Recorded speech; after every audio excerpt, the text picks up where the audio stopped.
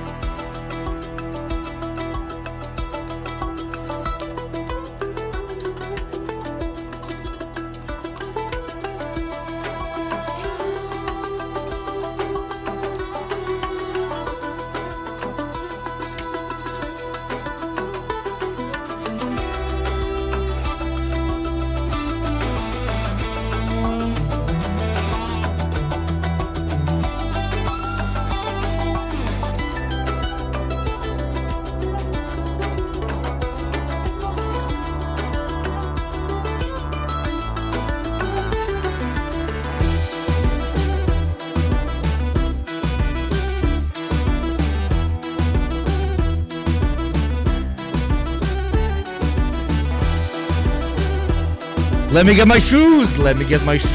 Let me get my shoes.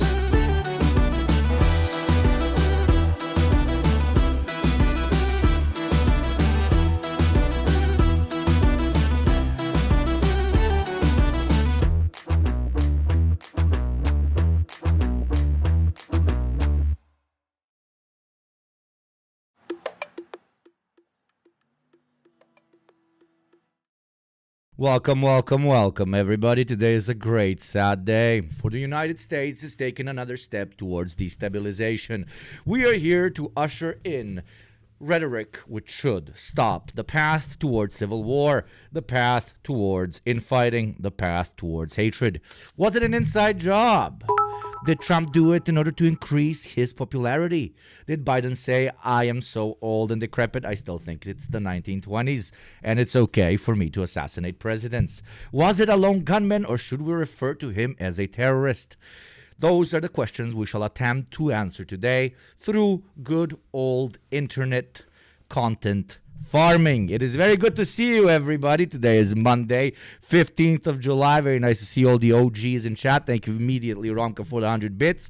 Thank you. The Menshevik shot Donny. They shot Kirov in 1934. Thank you, Cheap Red Wine, for the gifted community sub. Immediately, we got the fucking train going. Oh, my God. And thank you to the OG of OGs, who is still keeping the #1 spot. My beautiful fucking legendary Eco Waves, the original Nepo baby. Thank you very much for the 10 subs. Very close immediately to the level 5 hype train, which, as we all know, turns itself into a massive train, lifts itself up in the sky, and then in this case, I guess, lands right on Donald Trump's house to fulfill the destiny of our beautiful orange man. Thank you, Nathaniel, for the resub, and thank you, Socialist Sympathique. It is very good. I hope you're doing well, chat. I got the beautiful news of the potential assassination attempt at like 3 a.m. on my like 4th Jaeger shot and like at least 3 double vodkas back when I was still fighting the good old jet lag the other day. And that was quite the experience. Everybody in the bar just went quiet for a second and started shouting, "Oh my God, what the fuck? What the fuck? Dude, check this out. Dude, you gotta tweet some shit about this, bro." And I was just sitting there doing my job, even though I only wanted to have some fun. But hey, that's the consequence of having the most difficult job in the world, which is saying things on the internet about politicians and stuff. Thank you as well to Formal Object very much for the resub. Thank you by any means necessary for the gifted sub, which allowed us to reach level 5 hype train, which immediately finishes the job and ends our beautiful, beautiful orange boy's life. And thank you Miu DV for the resub as well, starting out this stream very, very well. As we all know, without all you beautiful, beautiful boys, girls, and NBs who subscribe, this show would absolutely be impossible. But yeah, I was just chilling there, and then immediately everybody was like, holy shit, go do your fucking job. My tweets were pretty mid, I have to say. They were pretty mid. I don't know why this one popped off the most, because it's the middest. Let me show my screen. Like, America fell off, can't even assassinate presidents anymore. I found it extremely funny at 3:30 a.m. being drunk off my fucking stupor, okay? That was pretty hilarious to me, but when I read it in the morning, I was like, that's mid as shit. This one I liked a lot. Just balkanize, you know? Just doing things that are borderline bannable offenses and that immediately put you on every single list.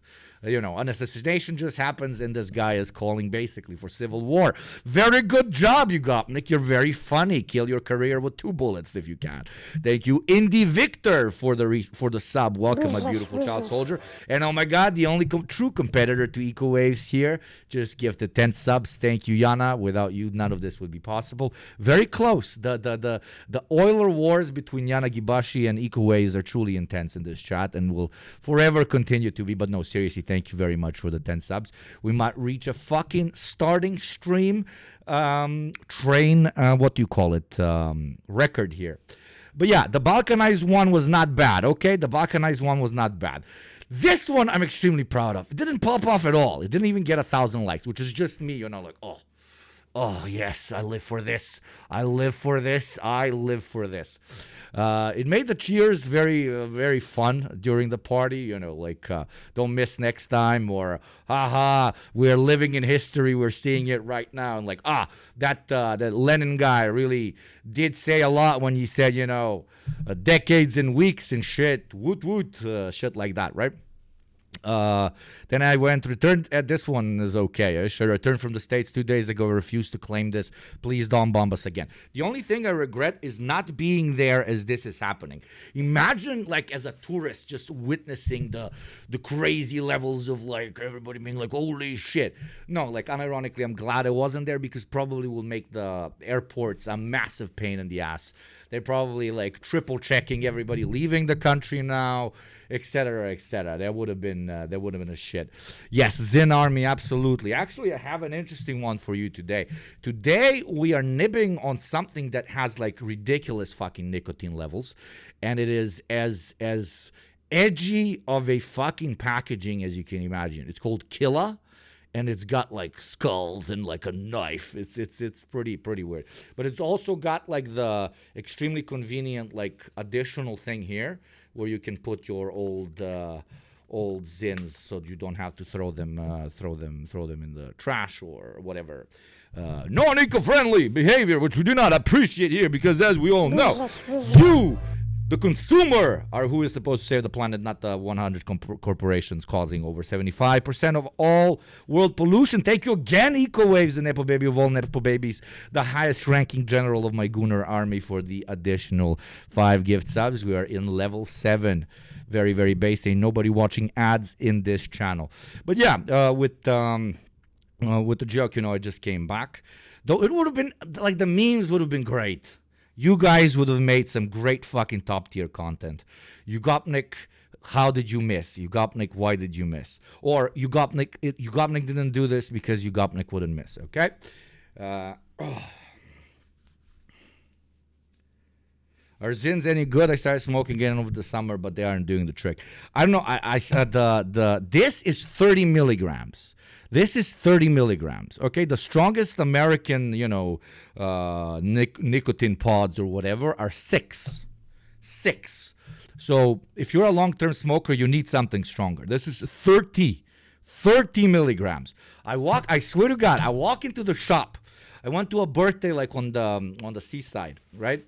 For one day, and then I immediately drove back, which ruined my jet lag even more, and that's why I couldn't stream over the weekend. But long story short, I go there and I run out of the Zins that I bought in the States. And I go to a store, and there's like this Zoomer, like 17-year-old working there. I'm like, oh, these are the nicotine pods, right? Which ones are 3 milligrams? Which ones are 6 milligrams, right? She's like, what do you mean 3 milligrams? The weakest we have, I swear to you, the weakest we have is 6 milligrams. I'm like, what are you talking about? And he starts pointing. This is 25. This is 60. This is 50. This is 40. And I'm like, what are you fucking talking about? Just came back from the States and the strongest one was 6. He's immediately like, man, I wouldn't be able to live there. Jesus Christ. I'm like, which ones do you take? And he's like, you take a nice 40. And I'm like, what should I get? He's like, take the weakest one, take the 6 milligram one, and then try this one. He's like, I like this one. And probably because of the edgy designs, not necessarily anything else. I like your hat. Thank you. True Anon for life. We stand. Today we shall discuss many a conspiracy, okay? Many a conspiracy. First one, a shout out is that Donald Trump is a Serb, okay? Donald Trump is a very patriotic Serb because the first thing, like, he's a Serb, number one, and he's a Black Power guy, number two. Because, when he raised his fist, that was for Black Lives Matter. But right before it, he raised the 3 fingers, a very, very popular sign of Serbdom. So get ready for the theory. You're going to be very good. Thank you, Ramka, for the 100 bits. Why do you need cocaine when you can pop a pair of 30 milligram snus after 5 vodka Red Bulls, right?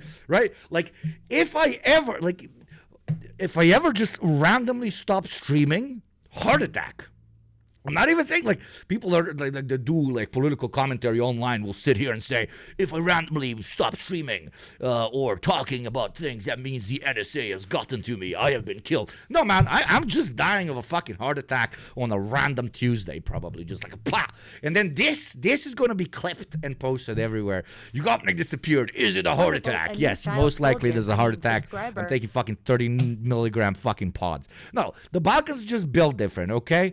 The Balkans are just built different. We need more fucking Nick. We are born. The second we exit our mother's vagina, we are given a ciggy to light up, okay? Thank you, Freight Johnny, as well, for the 6-month sub. Jesus Christ, that is very, very kind of you, my friend.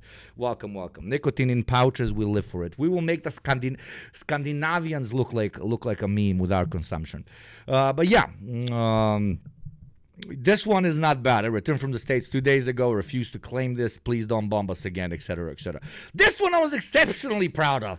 Didn't happen, didn't go anywhere. 850, really? Didn't go absolutely anywhere. Am I being shadow banned? Oh, shadow banned by Twitter for the hot takes, okay? Thank you very much. Gabriel Hellborn, one of the OGs here in chat, for the 3rd-month streak. Thank you very, very kindly. Sub for 4 months. Thank you very much, my friend. Holy shit, can't believe the biggest event of the day was Speed visiting Bulgaria. Wonder what could happen next, okay?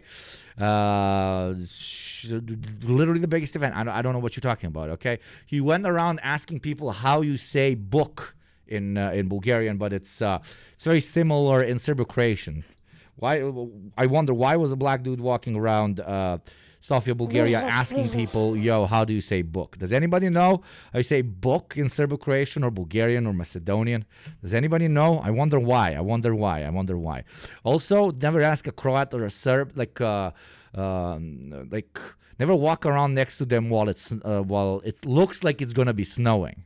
Okay, Google how in Serbo-Croatian you say, oh, I think it's gonna snow. Okay, it's gonna snow. Just a sentence, it's gonna snow. Thank you very much, Singing Komina, one of the other Nepo Babies OGs up in here. One of my beautiful, beautiful Pokemon for the 5 gift subs. Thank you very much. Hype Train is a very serious one today. I wonder if we hit level 9. That would be pretty fucking wild. But anyways, side tangent aside, this was not bad. We interrupt the genocide to condemn political violence. I am shocked by the shooting of the 45th president of the U.S., Donald Trump. I speed for his prey recovery. Violence can never be a part of politics. Said by fucking Katz of all people, Israel's Minister of Foreign Affairs. Literally, Minister of Genocide, Minister of Mass Murder, Minister of Decapitated Babies, Minister of Destruction of all infrastructure of a people we deem inferior, Minister of Imperialism, Minister of... deserves all the worst things to happen to him ever. Okay, but only in Minecraft. And obviously this classic. But this is mainstream, very meh as fuck fucking Twitter shit, okay? I went to the depths. Look, it's a Google Drive folder, okay? Google Drive folder, okay? We went to the depths of Discord. My own, by the way, Yugopnik's bar on Discord, right? Exclamation mark, Discord, and join the fucking community, okay? I have condensed here some of the most beautiful, beautiful shit I've seen online. And this is the censored version, because some of it is like really too much for me to show, but it is pretty fucking funny. We shall not start with this one. It's pretty meh. This one is not bad. For those of you who have played Disco Elysium, he never would have missed. And no, he wouldn't. Our fucking good boy would never have, okay? Those of you who haven't fucking watched it, play the game. Those of you who have played the game, don't spoil it for other people. This was literally the Elon Musk response to the shooting, right?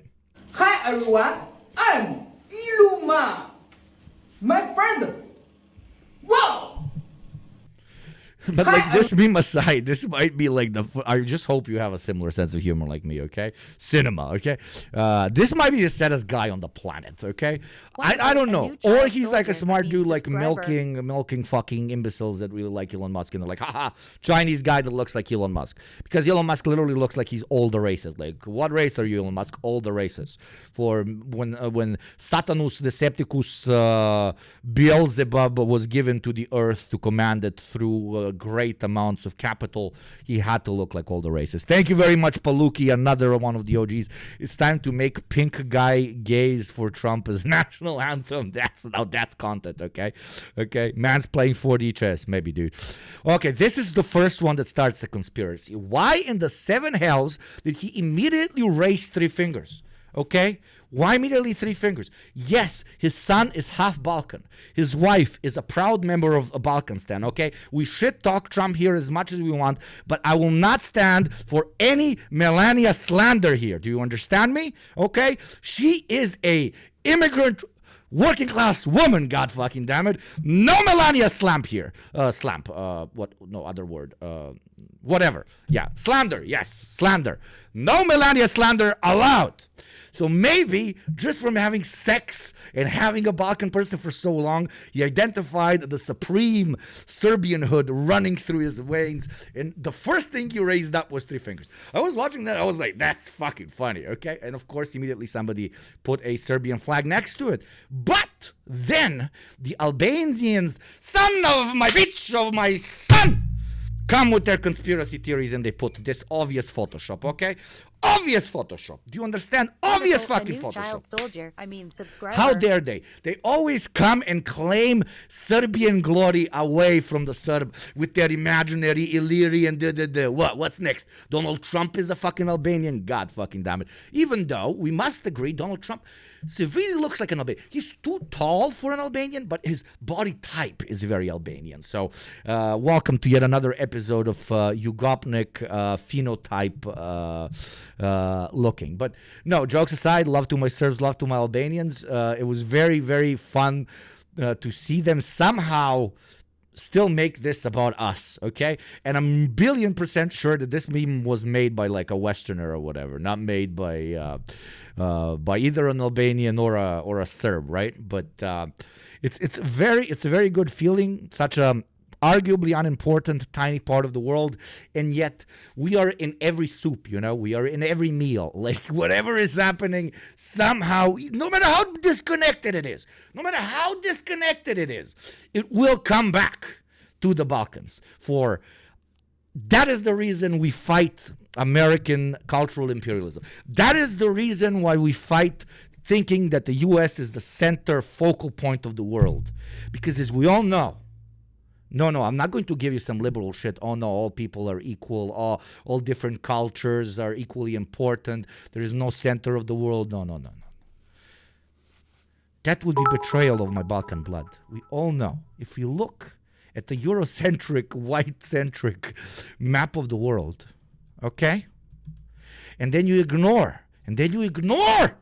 Wonderful. A new the child soldier. I mean disgusting subscriber. Western European imperialism that puts Britain in the center. But when you look at really, really, really the center, you see where Atlantic Ocean is written? That is how it is centered. And you go down, center is literally the Balkans. You think you're like, oh, the center of the world. Why do you behave so cocky? Because I am. Because I am. I am literally sitting at the center of the world right now, okay?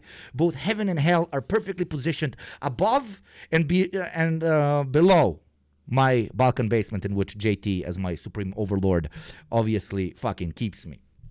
But anyways, thank you very much, EcoWaves, for another gifted sub. 237 gifted subs. EcoWaves just on her own shoulders lifting me up. Everybody say thank you to EcoWaves and Yana Gibashi and Singing Kumina for the gifted subs. You guys are very, very kind. Especially those of you who have received your shit, because I snoozed all the ads and the next one is playing in 1 minute and 40 seconds.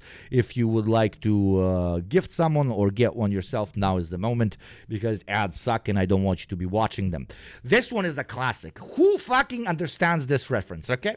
Who fucking understands this reference, okay? Okay?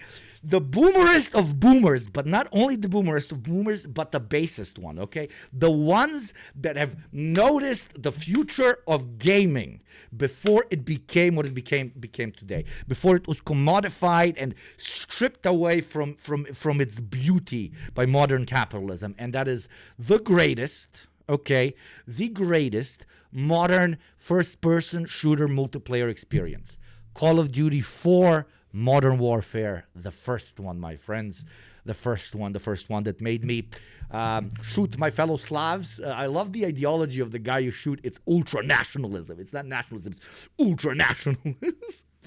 And then he becomes like a hero. And they literally modeled him after Lenin, you know? What was his name? Call of Duty... Modern Warfare main antagonist. But now they're gonna, Imran Zakayev, okay? Look, if this guy has not been modeled after Lenin, I don't know who has, okay? I don't know who has. They're like, what if Lenin but more Arab, okay? We want to make him the scary man. Scariest evil foreign man. Must look like very scary evil foreign man, okay? And then, a flag. What was the ultranational? This is the ultranationalist flag. Why does it have a hammer and sickle? Why does it have a hammer and sickle? What the Never mind, okay? Why does it have a hammer? It's like an ultra-nationalist Russian empire. Oh, let's just put a hammer and sickle because Russia hammer and sickle. Reminds me of like the first election, Hillary versus Trump, where people were like, Trump is a Russian asset, and they would paint him with hammers and sickles. One of the greatest anti-communists in modern American politics. Maybe Nazbols. No, man, like, they don't explain it ever. They're like, oh, they just want, like, the empire back. And class consciousness, I guess, you know? But okay, this one, I'm very glad some of you understand where it came from.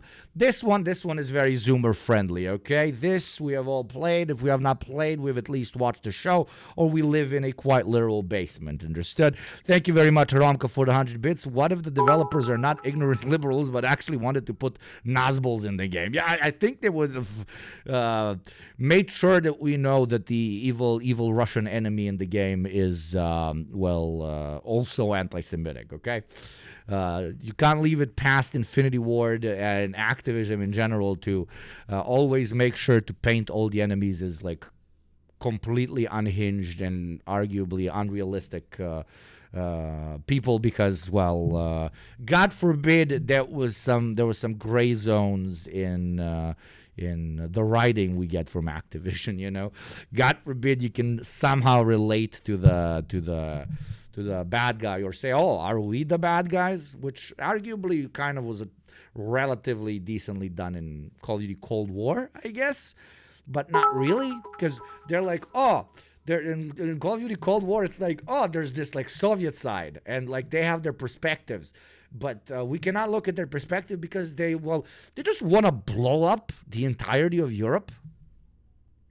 We're kind of hypocrites because we put nukes under Europe just in case the Soviets start invading it. But while hypocrites, the Soviets just want to blow it up, all of it. But actually, it's not the leadership of the Soviet Union. It's like a split group. But that will allow us to go into the central streets of Moscow and murder like 300 Soviet soldiers in the KGB headquarters, because this is how we do writing, and we are very smart. Thank you, Ramko, for another 100 bits. Remember the Russian guy that you escaped from Vorkuta with in Black Ops? Oh God, oh God, oh God, oh God, oh God.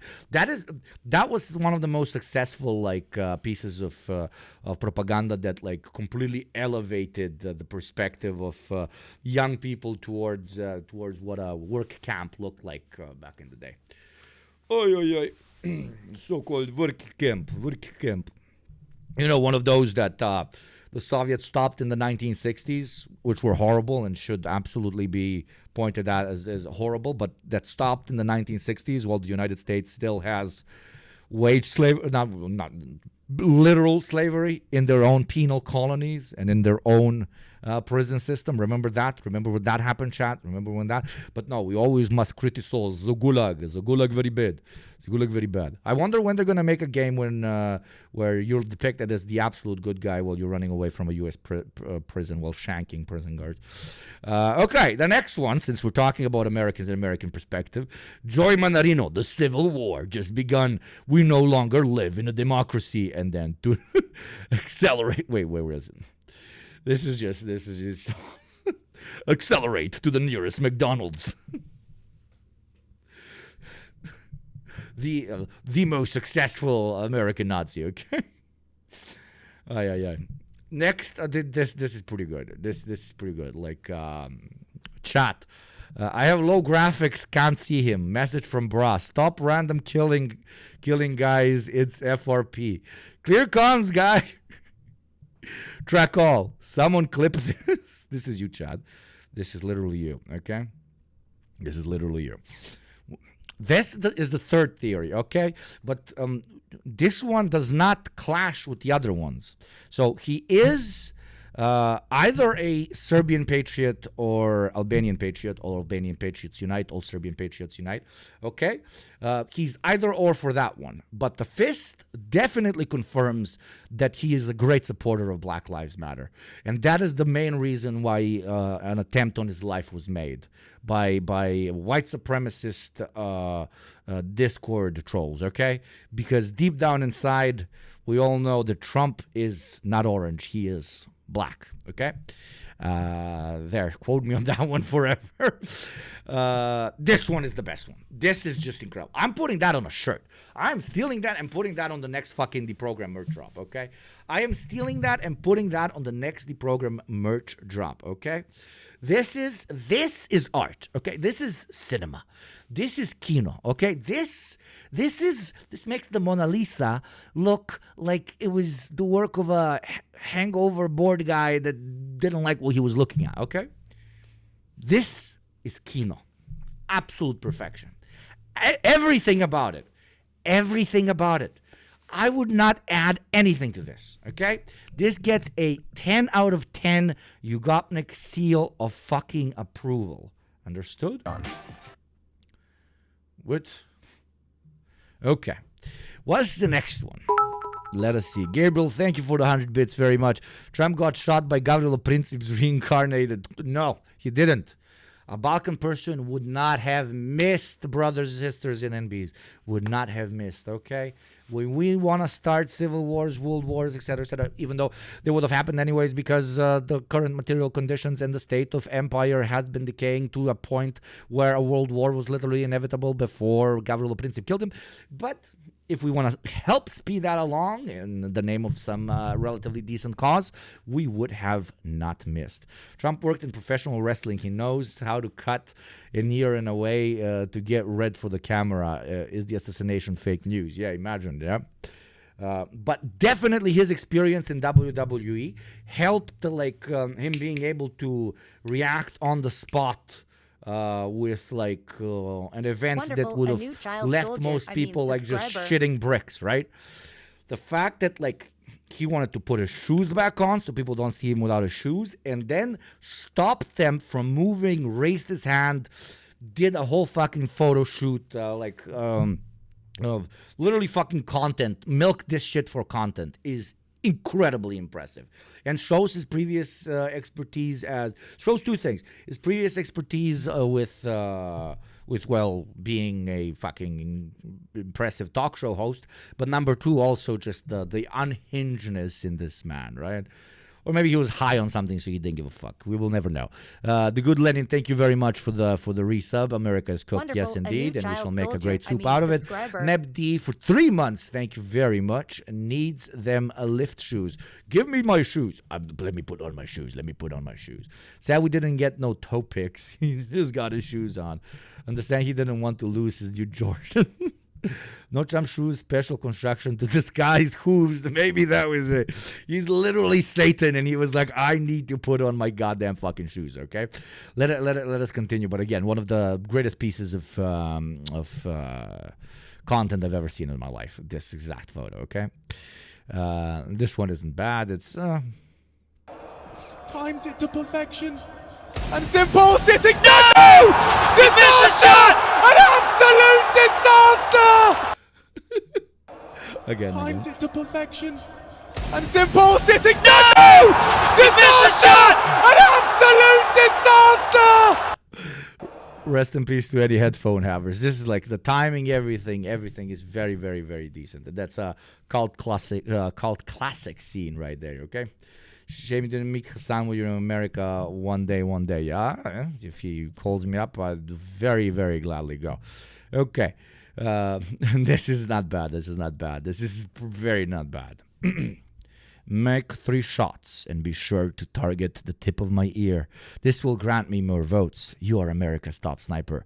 Message received, Mr. President. Hail Trump. Hail Caesar. Okay? This is my favorite theory that this 20-year-old fucking idiot was like, yo, I will do something fucking brilliant, which is exactly what kind of happened to an extent. I will not miss completely, which would, if he missed completely, this would have gone much more under the radar, right? Right? If he hit, then obviously that would be bad for Trump because, he would Wonderful, be, a new dead. child soldier, But subscriber. this miss right into the ear, perfection. Mwah. Absolute perfection. So either he's the smartest accelerationist to ever live in the Wonderful, history a of new life. child soldier, Okay? subscriber. Literally smartest guy ever who I want to cause the maximum amount of damage. I'm going to hit him in the ear. He just fucking missed. But yeah, thank you very much, Willie, for the sub for a month. Thank you very much, and thank you, the OG of OGs, Nana Shimakoto, for resubbing. Look, America is gonna die with some glory. This demonic empire might be a festering shithole, but we are going out with panache. I love that word, panache. That's it's a very wordy word. The word panache has a lot of panache, okay? And I'm very proud of myself for having pronounced it properly. But yeah, this one mid, this one is great. Skibbity Biden, skibbity Biden. Or let me get my shoes. USA. Biden is so cooked, and I'm so fucking here for it. Jesus fucking Christ. The liberal tears are so hard. The liberal tears right now are so fucking hard. You literally have liberal talking heads that are, why didn't somebody try to shoot Biden? They're calling up their retired Navy SEALs guys. Yo, can somebody try and shoot Biden, but hit him in the throat? Hit Biden in the thorax. Okay, we need an assassination. I'm joking. Twitch mods, please, Jesus fucking Christ. And if I was to organize it, so an assassin that hits him in the thorax and he somehow doesn't die, because why? Then he would have an excuse to never talk. And they can lie that they installed some trip here which allows him to talk through a computer, but would actually be like really intelligent Zoomers typing out what he needs to say. That is the only way, the absolutely only way that the presidential candidacy of my boy Biden can reach any potential success, okay? Thank you, Gabriel Hellborn, for 100 bits. America, what if the barbarians were Rome simultaneously, LOL. Yeah, that's not bad. But yeah, just turn him into Hawking. Yeah, I guess turn him into Hawking. That is the only way for Biden to potentially win. An assassination attempt that leaves him speechless. Okay? Joker was Joker before it was Joker. You know how I got these cars, but you won't be able to say it. Oh my God. Oh my God. We need a scene where Trump says, you know how I got these cars, and points at his ear. Oh, the content is fucking brilliant. Best timeline. Best timeline for the supreme race of streamers, okay? Best timeline. What's next? Okay, let's see. What is next? This is a classic. Who gets it, gets it. This is a absolute classic. This is so niche and so Discord. It's just, mwah, okay? This is a direct 8 out of 10. Direct 8 out of 10.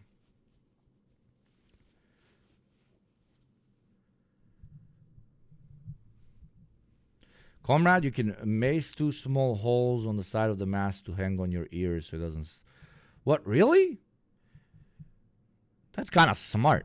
What, like two holes so that they get hooked on the ears, or... Because like on range day, I just put it like this and then it doesn't slip. But it's too hot to do that way, you know? Also, send me any fucked up memes for this. Holy shit, no way. Oh my God, this one is very good as well. Oh my God, this one is even better. Thank you, chatter. That one was so good. You'll be confused at first, but then you'll see it. Okay? Confused at first, but keep looking. Find Jolly or whatever the fucking American name is for that guy who hides in the thing. Find Saddam in this one. Find Saddam in this one. Find Saddam in this one. Yeah, you got it. You got it. You got it. You got it. Okay. Where was I? Yes, thank you very much. Puerto Rican vegan socialist. Welcome back, my friend, for the resub. Yo. It is very nice to have you again. Okay, so this one is a classic, but yes, you beat me, chatter. Okay, you beat me, goddamn you. Okay. Next, we go back to what we saw previously. This one is just art.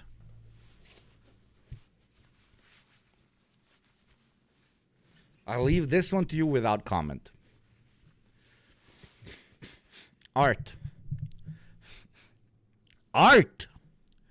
Frame this and sell it to me for $100 million, okay? Frame this and sell it to me for $100 million. Perfectia, Tebra. Perfectia. Perfectia, okay? This I think you all saw, but again, very good. Very good. The ability of the modern capitalist human to turn everything into a commodity, including assassination attempts being a, well, fucking keychain. Very good, very good, very damn. Okay. This one's not bad. Use it, download this one and use it on Discord, right? Because it's a PNG, so everything you write above the photo is going to look like you're actually saying it. So, not bad. Also, nice gyat there, okay? Decent gyat. The only conspiracy that I haven't even heard anyone say, but that I'm going to say is he might not be like a full-on chud, because you know 100% that a full-on like Republican chud would not miss an opportunity to dress up like a soldier in full camo with flak jackets and all other shit when he's doing a little bit of terrorism, okay? He would never miss that opportunity to look like what he fantasized about becoming, but he couldn't because his eyesight was too bad or his diabetes was too high, okay? This guy just wore pants and a t-shirt, okay? Yeah, you can make arguments, you know, poor kid, doesn't have the money for that type of equipment, etc., etc. Decent arguments. But if it was a full-on, pure chud, that's exactly what he would have done. Jesus, stop calling me, goddammit. And now you call me, and now I'm streaming. Now I can't fucking pick up. Okay, apologies. But yes, that's why he might not be, a 100% chud. Joe 1, thank you for 200 bits. Want to know how I got these cars? Oh, did somebody already make one? Or did someone... Oh, this is from 2022. Let me see it. My father was a gamer and a simp. And the thing is about simps and gamers, they're not too good with money. And my dad, one day, is a little more quirked up than usual. My mom sees this. She's watching through shuttered eyes as he spends the last ounces of my college savings on a random e-girl he met on the internet 2 days ago. He looks at me in the eye, laughing, and says, "Why so stingy?" Me talking to literally all my friends. Jesus. Thank you for that link. Not very related, but thank you, and thank you for the 200 bit, man. This is another classic, immediate classic. Okay, referring to an old stale meme with like minimum usage of Photoshop. This is just paint. Okay. Using low resolution pictures of both persons, even though higher resolution photos are available. Over explaining it by writing "bullets survived." It could have been very easily just 1-0, just on screen. 1-0. That would have been enough. Okay? That would have been enough. But no, bullet survived. You have to make it like in your face. It has to be as basic as shit. So this, because of that, gets a pretty nice 8.5 out of 10, right? This is a classic. Okay, immediate, very cliche. Okay, very, very cliche, but not bad. Still not bad. This is pretty good. Holden, if you want to really see something that's said, take a look what happened. You gotta be kidding me. Those were all direct straight shots, too. Every shot was a direct straight shot to that motherfucker, yet they didn't hit. So again, it's RNG because I was using a pistol instead of considered a long-range weapon. All my shots missed even though I was targeted directly on them. That's horse shit. That's pretty bad, man. I leave that one with no comment, okay? I love the internet, that's all I'm saying. The wage gap, a bit of sexism in here, but pretty funny. A woman, and then him, and then the wage gap makes absolutely no sense. That's why it's so good. This makes no fucking sense. It's great. Jesus, the sin was fucking heavy. Jesus, the fucking room is spinning. Oh. What the fuck? What the fuck? So yeah, this one pretty mid. Now we move to our favorite content milker on the internet, which is obviously J-Reg. With the title "Assassinations is so back." I'll leave you with him for 30 seconds. Let me just go and spit this fucking thing out. Jesus Christ. Have been out of season for too long. The last attempted assassination was on Ronald Reagan in the 1980s, and before that, the last successful one was with JFK. In the 60s, that's like a century ago. But now, after this guy managed to give Trump an ear piercing, it's official. Assassinations are back, baby! For years, we've been looking at people in power and thinking, why doesn't anyone just kill these guys? I mean, they've been walking around with explodable skulls for the last 50 years and nobody's tried it? We've really been underestimating the good a lone schizoid can do. I mean, look at this guy. This is clearly our guy, a zoomer with anti-centrist physiognomy. I can't tell if this guy's far left or far right just based off of his face. It's an exciting time to be wondering about their motivations for this, because there's kind of like 3 tiers. First is just general mental illness, who knows? Some wires are crossed. The second tier is like, the politician has personally slighted them. That's what happened to Shinzo Abe. It wasn't really a political motive. Just like the guy was like personally wronged by Shinzo Abe. And then the third one is like political motive. But even then, I don't know what it is. Was it the center-left establishment trying to assassinate Trump? There's always an Asian boy that can do things better than a white boy, baby. That Shinzo Abe shit was clean, brother. It was clean, brother, okay? Was it a right-wing psyop to intentionally miss the shot and make this objectively cool picture? Was it just an anti-centrist nihilist hell-bent on causing chaos? I hope it's that one. I mean, the YouTuber merch that he was wearing was from this center-right creator, Demolition Ranch. So, for all I know, he's a Mitt Romney Demolition Ranch. Oh my god, Demolition Ranch is so fucked. Demolition Ranch. Everybody Googled this guy today, probably. Demolition Ranch. We like the guns. Edging YouTube's new gun rules. Ultra rare. Oh, no, I know this guy. I've watched some of this guy's shit. He's got some big guns. Yeah. Let's see the comments. Wish they had a different app for people under age-restricted content, man. The one time you don't want your merch in the limelight. Damn, I guess I wasn't the only one who ran here after finding out, lol. Craziest merchandise promotion this evening. Wait. Download. Does you have Demolition Ranch tease here? Let's see if it's still on the website.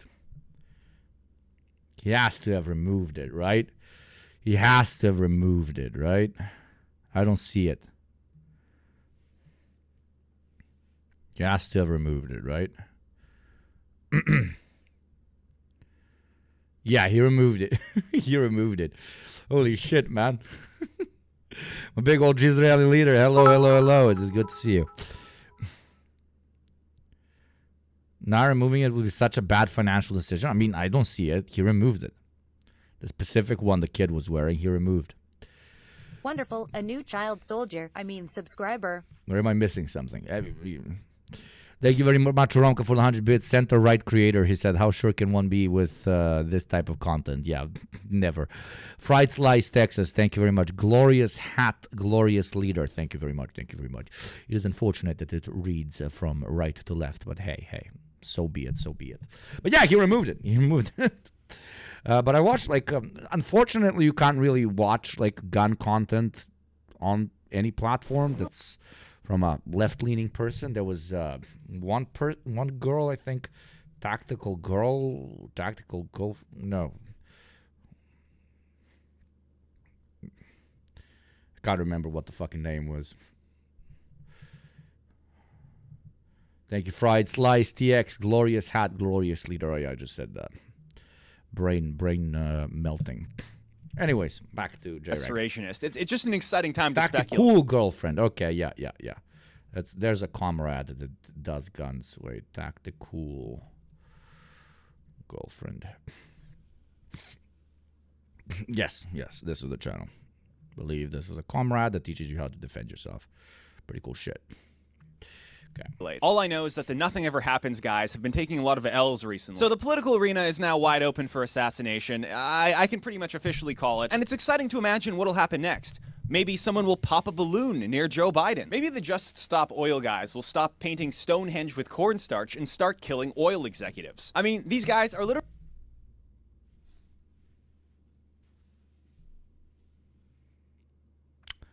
He said that, not me. Really just walking around with He said that, not me.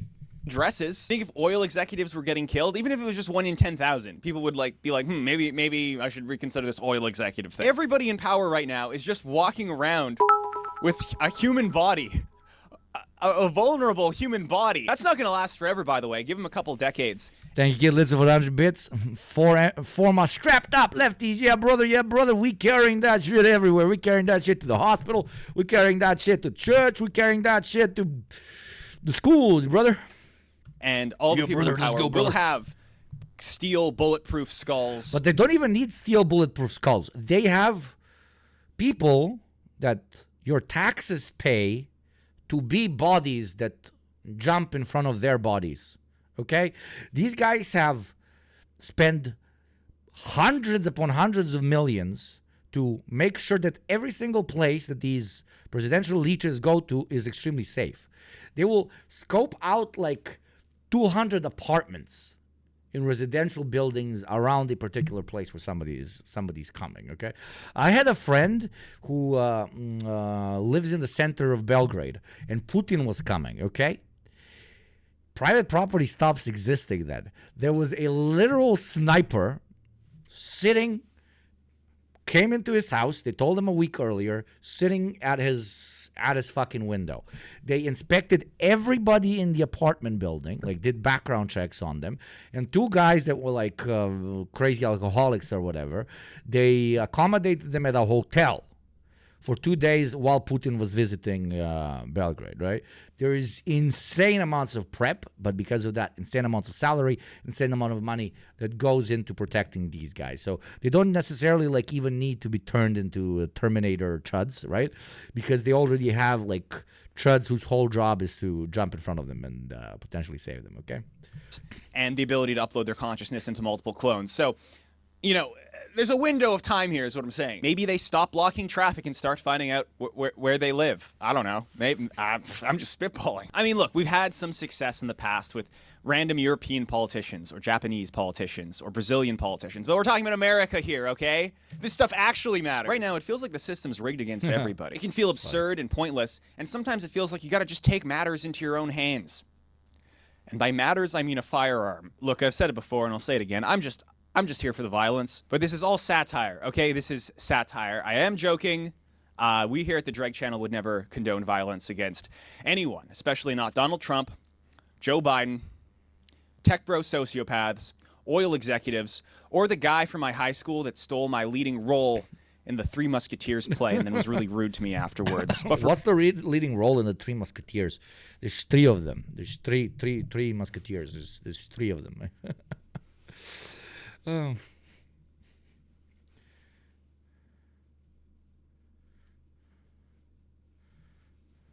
Yugopnik, what are your thoughts on the snipers in every color revolution conspiracy? Coincidence? Yes. There's also like in every color revolution, there's like cars, and there's like people that wear black and red, and sometimes there's even people that wear yellow.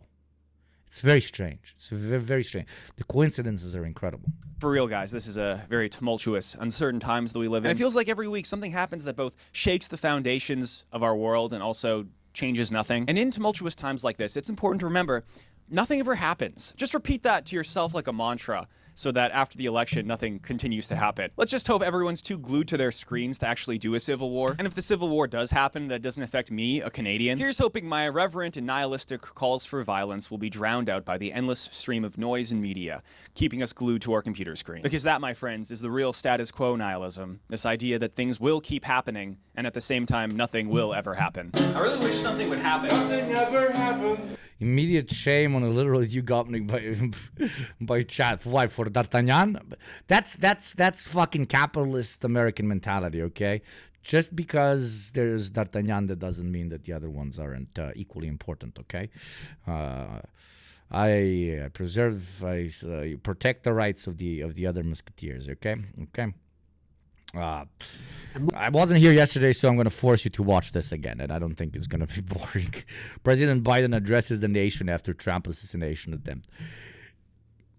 Couldn't they have just pre-recorded this? Why did it have to be live? It didn't have to be live. It really didn't have to be live. Why did you have to do it live? The only thing that would have happened if you didn't do it live, people would be like, haha, they didn't do it live. That's it. They would be like, haha, they didn't do it live. That would be it. But now you have this, okay? You have this. Biden doesn't need anybody to shoot him because he's a professional and continuously shooting himself. And the reason he keeps shooting himself continuously is because most likely after every time he shoots himself, he forgets that he shot himself, so he does it again, pretty much. Thank you very much to the legendary Amira Links for 1,000 bits. That is fucking very cool of you. Thank you very much. That's like $10 directly in my pocket. Wonderful. Very A new kind of you. I child will soldier, spend it I on mean subscriber. 30 milligram Zins. Okay? No, thank you very kindly. Thank you, Romka, for the 100 bits. Protect the working musketeer class from the bourgeois D'Artagnan revisionism. There you go. Romka is always here to understand me and protect me from you revisionist fucking American dogs, okay? Thank you very much, Dissident Wind, for resubbing for 6 months. Thank you very kindly. Most importantly, we're fellow Americans. We must. We're very close to that good old 800 subs, even though it kept going up and it was going down. I guess today, on today's day, I got a lot of subs before, so I'm losing some, gaining some. I don't fucking know. Stand together. And most importantly, we're fellow Americans. We must stand together. Yesterday's shooting at Donald Trump's rally in Pennsylvania calls on all of us to take a step back. Take stock of where we are, how we go forward from here. Thankfully, former Trump is not seriously injured. I spoke with him. Former Trump is not seriously injured.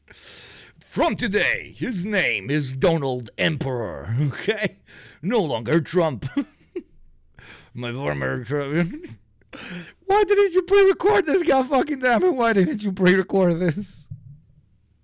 This is the first 20 seconds. First 20 seconds, there's a screen bigger than mine. Right in front of my guy, okay? Right in front of my guy. Last night, I'm grateful. He's doing well, and Jill and I keep him and his family in our prayers. We also extend our deepest condolences to the family of the victims who was killed. You know, his first reaction after he was shot was like, fuck, we're so losing this election. We are so fucking losing it. No, for his first question was like, is he dead? And when they said no, he definitely maybe didn't show it, but he definitely went, oh, shit. Okay? Corey was a husband, a father, a volunteer firefighter, a hero, sheltering his family from those bullets. We should all hold his family and all those injured in our prayers. Earlier today, I spoke about an ongoing investigation.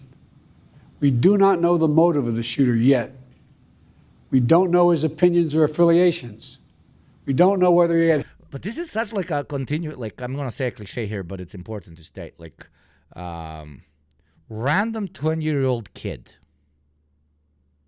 Wonderful, a new does child a thing. soldier, I mean subscriber. The entire world talks about it. Wonderful, We think of our own insignificance a new and our child own soldier, I mean inability subscriber. to in any way touch the centers of power. We are so devoid of any actual material action Wonderful, which a can new child quote soldier, unquote I mean change things. subscriber. We look at the super wealthy and super powerful as being non-human and existing on a completely different playing field than Wonderful, that of a ours. new child soldier, I mean subscriber. Until there's a kid with a gun and he shoots, right? Obviously, don't do that, but it is a Wonderful, reminder new to child us soldier, that I mean subscriber. these animals from Trump to Biden and so on need to continuously be reminded that their power is Wonderful, a only new child one soldier, bullet I mean away from subscriber. being lost. And every time this happens and they all get their panties in a twist is a very, very decent reminder. Thank you very much, Dissident Wind, for the resub. And Jesus Christ, Wonderful, a new Amira child Links, soldier, I mean subscriber. 10 gift subs. Without motherfuckers like you, I wouldn't be able to do what I do here. That is the 27th gift sub. Thank you very much for the bits and for the 10 gift subs, my friend. And we have 800 subs. Wonderful, a very, new very child nice. soldier, I Very, mean very nice. subscriber. Thank you very kindly. Thank you. But yeah. Yeah, and the 20-year-old got a bullet in the brain for it. That always goes with it. But Wonderful, there is a something new poetic. child soldier, There is I mean something poetic subscriber. that a person so far removed from any agency and any sort of, well, ability to impact anything, most likely Wonderful, throughout a his new entire child life. soldier, I mean subscriber. Because we know he was antisocial, bullied, etc., etc. We'll learn more about him in the future. But I don't even know if it matters. But just the fact that nobody can do a thing which reminds those who are somebodies that the nobody is very dangerous. Okay? Imagine if the shooter was a person of color. Oh my God. That would have been very different. help or support, or if you communicate with anyone else. Law enforcement professionals. This thing that we have, like this neoliberal, capitalist, federal, quote-unquote, democratic system, et cetera, every system, it stands on very wobbly feet. And every system will always stand on very wobbly feet. And it is exactly when those running the system forget just how wobbly it is that greatest potentiality for negative and positive change is possible, okay? The material conditions continuously shift, and sometimes very quickly.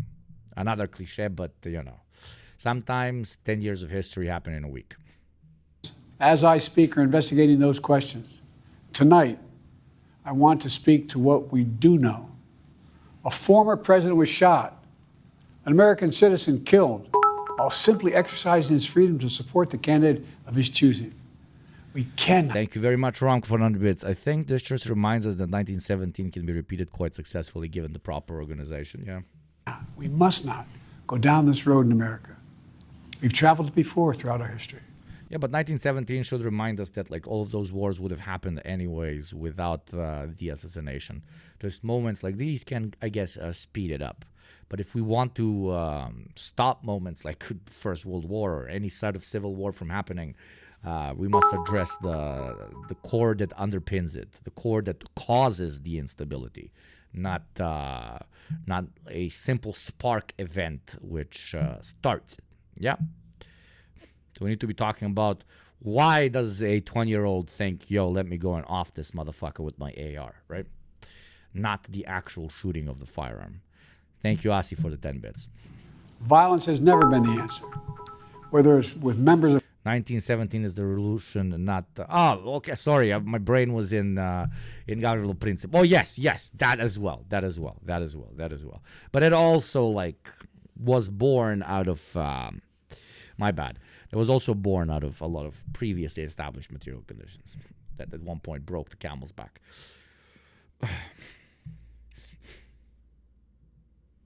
We cannot, we must not. I wonder if he was just thinking about going out with a bang.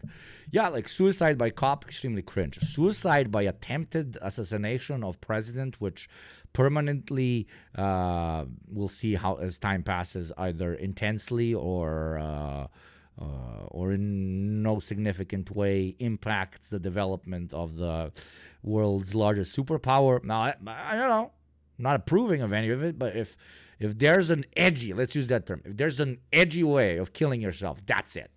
There's a supremely edgy way of killing yourself, that's it. That is it. Go down this. My grandpa, my left-wing grandpa always used to joke, I don't even know, I'm not sure if I should say that. He was like, if I'm ever dying, just teach me how to pilot a plane and give me a lot of explosives. Like he said that at least 20 times. So yeah. This road in America. We've traveled it before throughout our history. Violence has never been the answer. Whether it's with members of Congress, we must not go down this road in America. We've traveled it before throughout our history. Violence has never been the answer. Whether it's with members of Congress of both parties being targeted. Violence might not be the answer, but you know what else is also not the answer? Watching ads. Nobody wants to die, but also nobody wants to watch ads. So I will give you a solution. Do you not want to die? And do you not want to watch ads? In this case, it's the same thing. It's through a subscription for $5 a month of free through Prime to YugopnikTwitch. Gift it to someone or get it for yourself, and do not die. Do not watch ads, because as we know, those two things are extremely correlated. And shot, or a violent mob attacking the Capitol on January 6th, or brutal attack that is playing right now on the spouse of former Speaker of the House, Nancy Pelosi, or information and intimidation on election officials, or the kidnapping plot against the sitting governor, or an attempted assassination on Donald Trump. There is no place in America for this kind of violence, or for any violence ever. Period. No exceptions. Except when we do a little bit of genocide on them Palestinians. Inside of America, we are very much so against it. Inside of America, we respect the electoral process. Wonderful. Inside a new of child America, soldier. Subscriber. Your rights to free speech and to assembly are always respected. But outside, that's not the real world. Those are not real people. Come on. They don't own American passports. They're not fucking citizens. The thousands upon thousands trying to claw over the border because we annihilated their South American republics. Those aren't fucking human beings. No. But we must preserve civil obedience and respect Wonderful. A new child soldier. and the liberal way of life inside of Empire. But outside of Empire, everything fucking goes. Thank you, I Am the Crisis, for the sub, and thank you very much, Marley Senpai, for the sub as well. Welcome, my beautiful child soldiers. This Gunnar army grows ever, ever stronger. You can't allow this violence to be normalized. And thank you, F916253, for the sub with Prime. Welcome. You know, no exceptions. Wonderful. We can't allow this violence to be normalized. You know, Azuma wrote that one. Did you ever expect Biden to say the word normalized? We cannot. Motherfuckers went from using the word normalizing for like, stop normalizing drinking smoothies every day. Not everybody can afford a smoothie. You know how expensive smoothies are? Dude, we cannot normalize offing presidents. Oh, Zoomer speech entered the White House. I love it. I'm so fucking here for it. In 15 years, Biden 7 or whatever reiteration of an old man they have is gonna be like, yesterday, Trump's fat gyat was almost sigma'd, but as true sigmas, we know that is not sigma behavior, and we must all mew on what it means to be American. For the gyat of all must be protected from bullets. I call for the kicking from chat of all those who believe in using violence against thick gyat, no matter how much you disagree with the sigma gyat grindset mewing that person is exemplifying, okay? Thank you, Ramka, for the 100 bits again. We all know that America has been founded on the principles of pacifism and nonviolence. Absolutely, my friend. We all know this. What the Sigma? That's a new one I learned recently. Okay, what the Sigma is he saying? You know, the political record in this country has gotten very heated. My reaction when down. my reaction when Donald Trump just walked out, I was like, "What the Sigma, man? What the Sigma?" I might dislike him, and I might think that the Democratic gyat should win, but still, what the Sigma, man? We all have a responsibility to do that. Yes, we have deeply felt strong disagreements. The stakes in this election are enormously high. I've said it many times that the choice in this election we make in this election is going to shape the future of America and the world for decades to come. I believe that with all my soul. I know that millions of my fellow Americans believe it as well. And some have a different view as to the direction our country should take. Disagreement is inevitable in American democracy. It's part of human nature. But politics must never be a literal battlefield, or God forbid, a killing field. I believe politics ought to be an arena for peaceful debate, to pursue justice, to make decisions guided by the Declaration of Independence and our Constitution. We stand for an America, not of extremism and fury, but of decency and grace. All of us now face the time of testing as the election. Dude, even if he was pronouncing everything properly and so on, horrible performance. You can see so hard that he's reading off of the teleprompter. You can see so hard that he doesn't want to fucking be there. He's just reading. Like, he's literally just fucking reading, man. This is so embarrassing. This is so embarrassing. Imagine Finkelstein says, "What the Sigma?" after saying, "Gooding." Oh, yeah, it feels Wonderful. like elder Child abuse, right, soldier, Nanashi Makoto? subscriber. I need to continuously remind myself that, like, this guy is literally funding and vocally supporting the mass murder of tens of thousands of children as we sit here and talk, so that I don't feel bad for him, because it's hard, you know? It's like seeing a baby, like, fall on its nose repeatedly. I'm like, I want to protect the little baby. You know, I want to protect the old racist white empire leader, you know? Approaches. And the higher the stakes, the more fervent the passions become. And the higher the stakes, the more fervent the passions become. This places an added burden on each of us to ensure that no matter how strong our convictions, we must never descend into violence. The Republican convention will start tomorrow. Then why did you beat the living shit out of pro-Palestine protesters like a couple of months ago? I have no doubt they'll criticize my record and offer their own vision for this country. I'll be traveling this week making the case for our record and the vision, my vision of the country, our vision. I'll continue to speak out strongly for our democracy, stand up for our Constitution. Dude, this is the presidential address, not the Joe Biden Democratic Party address. And this makes you feel even more detached from reality, that you're talking about your fucking campaign. This should have been a 1.5 minute speech where you go and you say, everyone who wants to do violence, we will fuck them up because we're America and eagles fucking fly in the sky and drop fucking bombs on if you fuck with us. I stand with Trump on this, and I am super supportful, and long live the American empire. God bless America. Ends of conversation, okay? Okay? That's the only thing he could have done. No, he's giving pitches for voting for Dems, making him even less relatable as a fucking person, okay? Making him feel even more corporate. The rule of law, to call for action at the ballot box, no violence on our streets. That's how democracy should work. We debate and disagree. We compare and contrast the character of the candidates, the records, the issues, the agenda, the vision for America. But in America, we resolve our differences at the battle box. At the battle box. Dropping now at KFC, the battle box 9000. Chicken nuggets.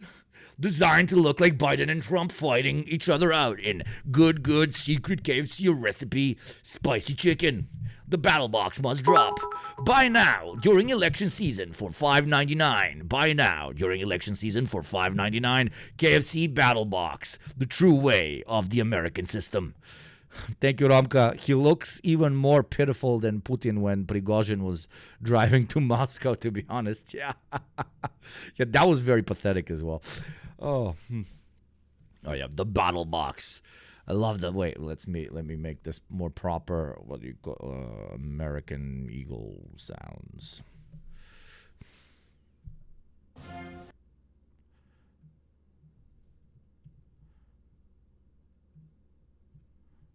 Contrast the character of the candidates, the records, the issues, the agenda, the vision for America. But in America, we resolve our differences at the battle box. You know, that's how we do it, at the battle box, not with bullets. The power to change. He says it twice, bro. He says it twice. He really wants a battle box. He really wants to, you know, the old fighting positions, like the 1950s, you know how it was.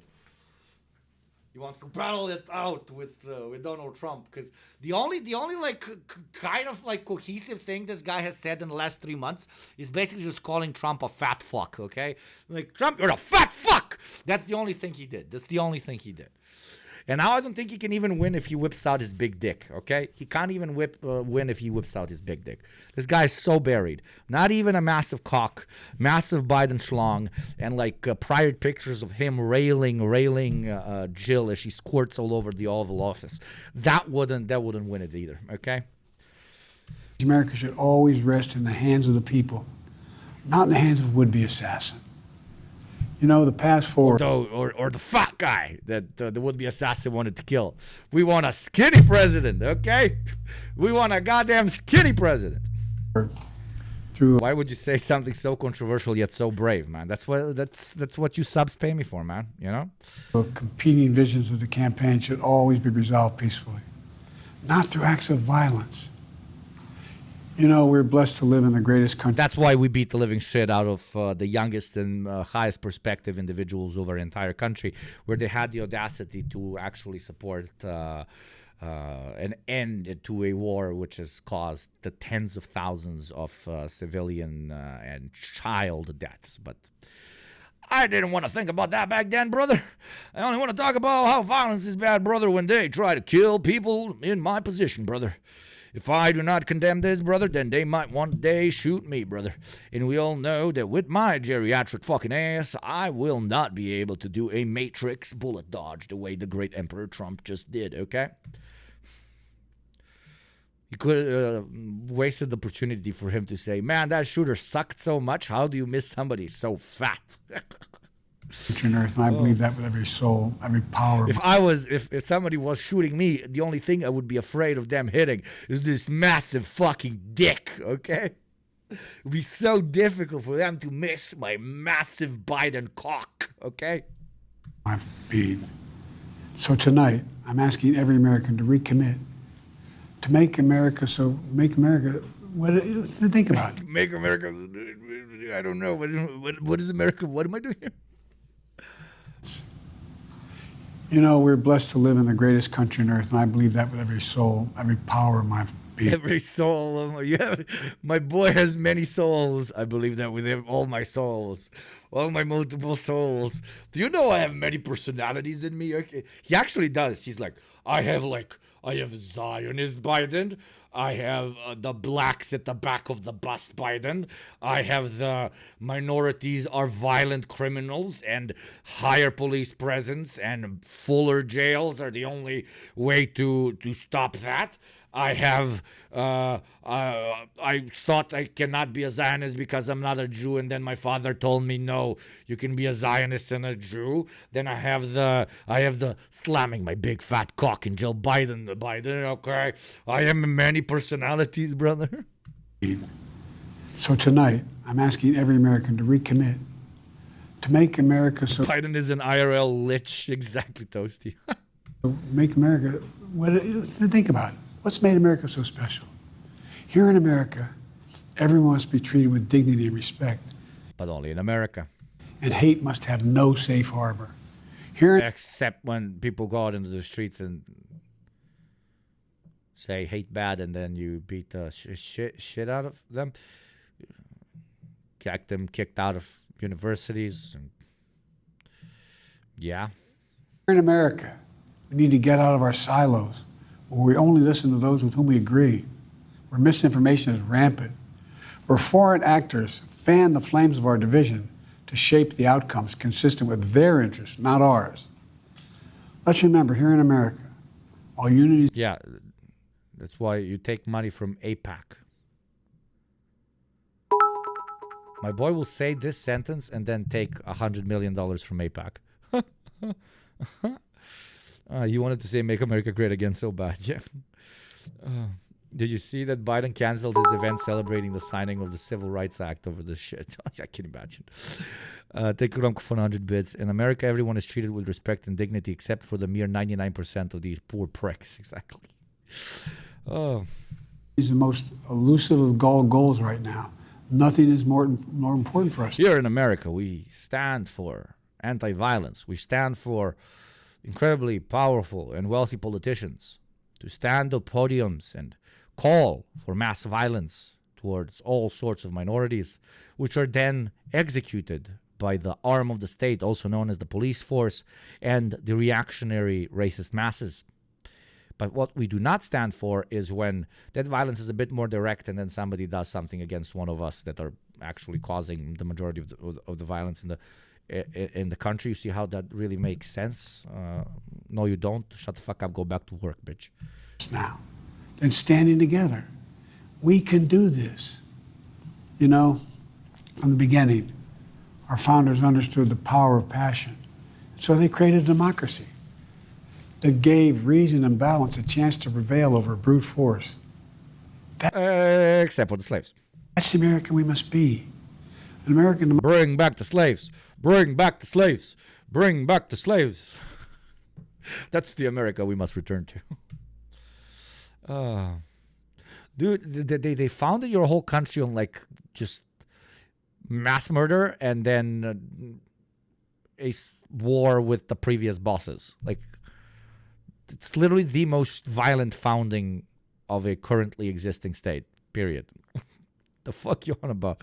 There's nothing more American than violence. Just fucking, take it. Because structure is brute force. That's the American we must be. An American to prevail over brute force. That gave reason and balance a chance to prevail over brute force. That's the American we must be. An American democracy where arguments are made in good faith. An American democracy where the rule of law is respected. An American democracy where decency, dignity, fair play aren't just quaint notions, but living, breathing realities. We owe that to those who come before us, to those who gave their lives for this country. We owe that to ourselves. We owe it to our children and our grandchildren. Look, let's never lose sight of who we are. Let's remember we are the United States of America. There is nothing beyond our capacity when we do it together. God bless you all, and may God protect our troops. What troops? What troops? What the fuck do troops have to do with? What? Šta, blядь? Koji kurac? What? You said the wrong one, bro. You said the wrong one. You said the wrong one. Oh. Was that supposed to be inspiring, chat? Are you super inspired to like consume things and do foreign wars? Because those are the first things that come to mind to me when it comes to what it means to be American. There you go. Sophronia Zero was very inspired. Gave me 5 gift subs, man. Thank you very much. I'm glad to see such inspiration to fight against the ads of Twitch, also known as Al Qaeda Russia Palestine, which will play in exactly 2 minutes and 50 seconds. Do you want to be a true American who does not believe in the violent words of advertisers who push you towards suicide through overconsumption? Do you believe that the true American way is that of freedom to choose? Freedom to choose between bullshit said by an advertiser or bullshit said by a Twitch streamer? Well, then it is on you to choose what kind of bullshit you want. At the price of only $5 a month or free through Prime. Gift or get one for yourself. But no matter what you choose, remember to choose, because choosing is how we choose to be Americans who get to choose. For choice is a choice when you choose the American choice. My speech was better than his entire thing. Like, I'm sorry, but it literally was.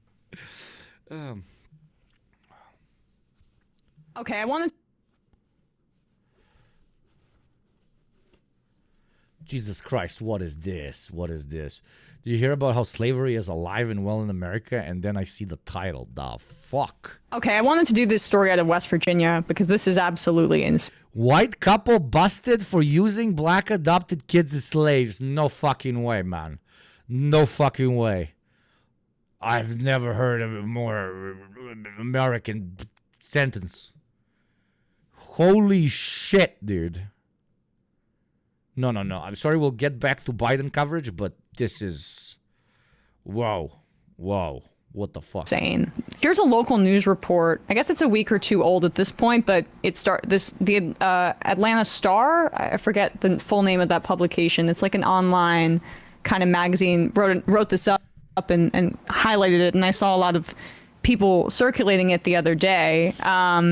But basically, this is a couple out of West Virginia who adopted 5 black children. And this couple is being accused right now. Were all of them black? Because I might say something a little bit controversial here, brother, okay? Obviously, everybody should be able to adopt everybody, etc., etc. That's absolutely beautiful and lovely, and you want to take care of kids that, you know, unfortunately are in the system, as it's called. But tell me if I'm wrong. If you're adopting more than 2 kids, okay? If you're adopting more than 2 kids, and all of them are from a racial background that's not yours, kind of weird. Kind of weird.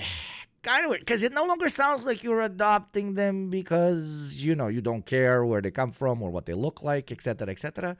But quite to the opposite, it sounds like you really, really care about what they look like and where they come from, which is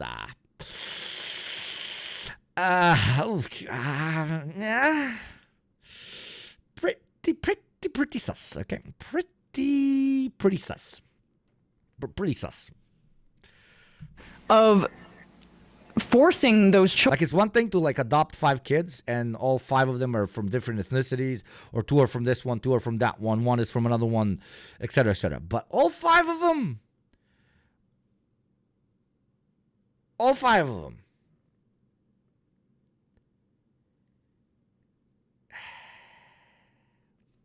Yugopnik, they're little child slaves. I think racism is the least evil thing these people did. Yeah, now I'm going to watch the video.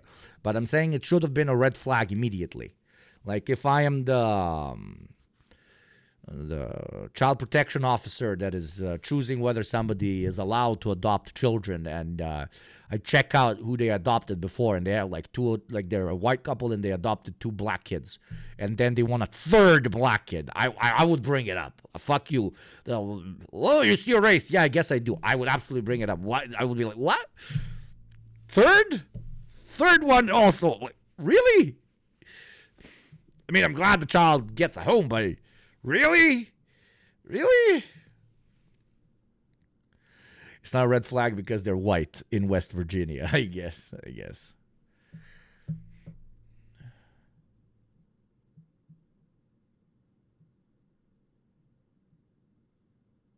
JT adopted 2 foreign nationals. Don't ask how his new merch was made, and don't look in the basement. Exactly.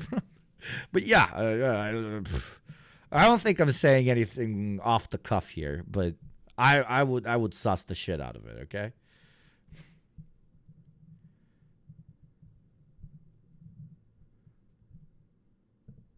Jesus, whoop whoop. I'm not even gonna read your comment. That is some dark shit. Jesus Christ. Children to work as slaves. Today is a good day. Like, America is wobbly. Don't ruin my day, please. Even though this probably will fucking ruin it.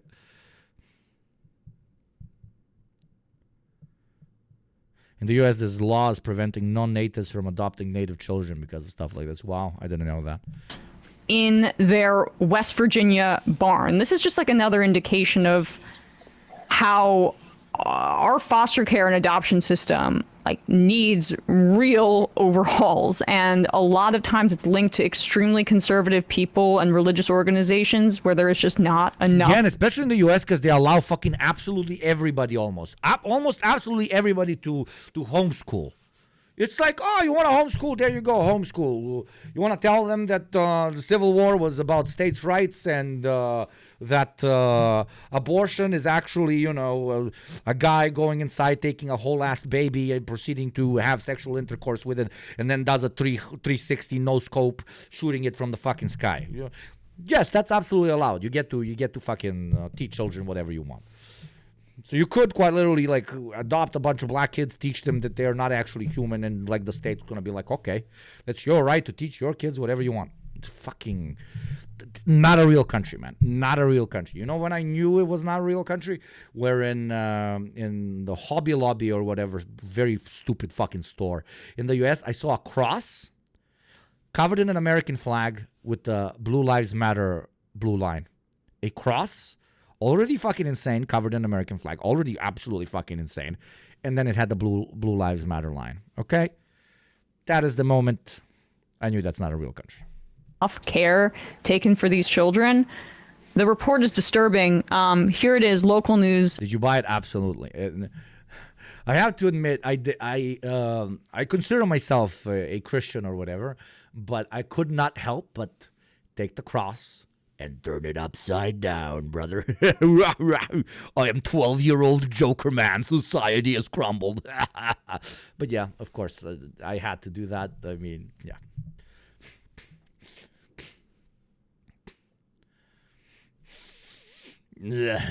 Huliganis Gimnazio. If there's any Balkanoids in chat, know that. Ja sam huligan iz gimnazije, brate. Jebu sam im mater, obrnuo sam krst naopako, ABC, WHS in West Virginia. A couple accused of human trafficking and forced labor of adopted children, including 2 teenagers who were found locked in a barn in Sissonville. Well, they're back in jail. Now, during their arraignment this afternoon, Judge Mary Claire Akers significantly increased the bonds for Gene Weinfeather and Donald Lance. Anna Saunders joins us live in the studio tonight with the reason. Anna? Dave, Gina, before setting their bonds to $500,000 cash each, Judge Akers said she has never seen an indictment quite like this, and that not only alleges the trafficked black children, adopting them from shelters and foster care, forcing them to work, but that they specifically targeted them because of their race. Jeannie Whitefeather and Donald Lance came in on their own for their arraignments. It's some old school racism, brother. Holy fucking shit, brother. Holy fucking shit, brother. They even give these kinds of motherfuckers bonds. True Western free democracy. Everyone truly treated with dignity, unlike the totalitarian USSR. Oh, yeah.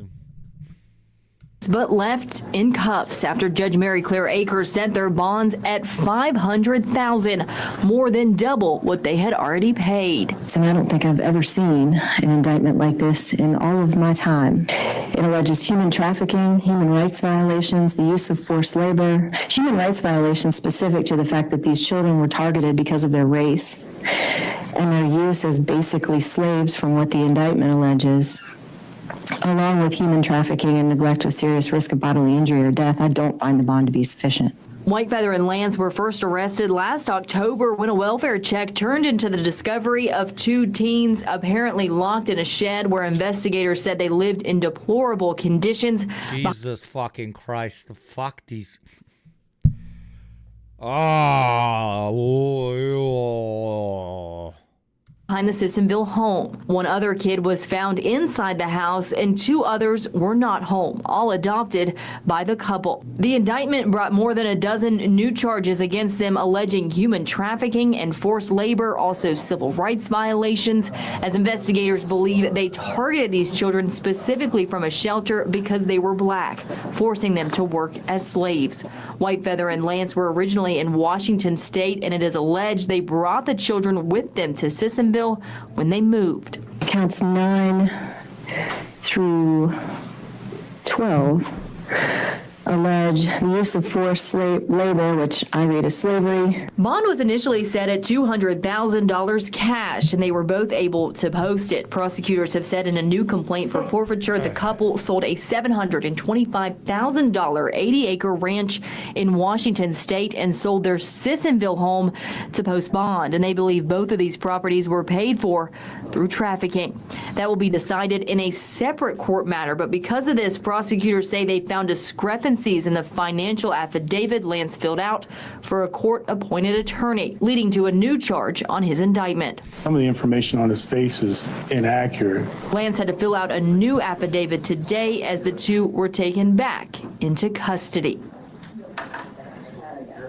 So, all right, that's basically it. Insane. What an insane story. And clearly they had a lot of money. They were able to post their $400,000 bond right away because they sold one of their other properties that they maintained through enslaving children that they found at a shelter. Thoughts, everybody? So they even found them at the shelter, man. They would walk around, find kids at a shelter, bring them home, put them in shacks, and then force them to work.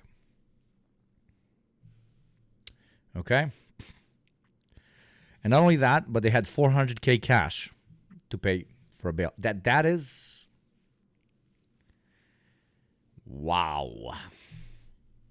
Wow. This is some Diddy stuff. I don't even know what you say to this. I mean, how did this not come up at some point when you're adopting multiple kids? Like, it's insanity. With the shelter. Yeah, with the shelter. Like, how these people were approved, and there are, you know, I once, twice, 3 times, 4 times, 5 times approved. 5 fucking times approved. And they were approved because additionally, not only is it a racist society, but it is an exceptionally classist society. They have a lot of money, obviously, both in cash and in assets. And when they look at, you know, who to give kids to, et cetera, they very much so care, oh, can you take care of kids? And an extremely loving woman or man or a couple that would love to take care of 1, 2, 3 kids because they do not have the financial means, at least on paper, to do so, would be stricken away from their right to adopt a child, right? But these guys were judged on a completely different basis because they had insane amounts of money, right?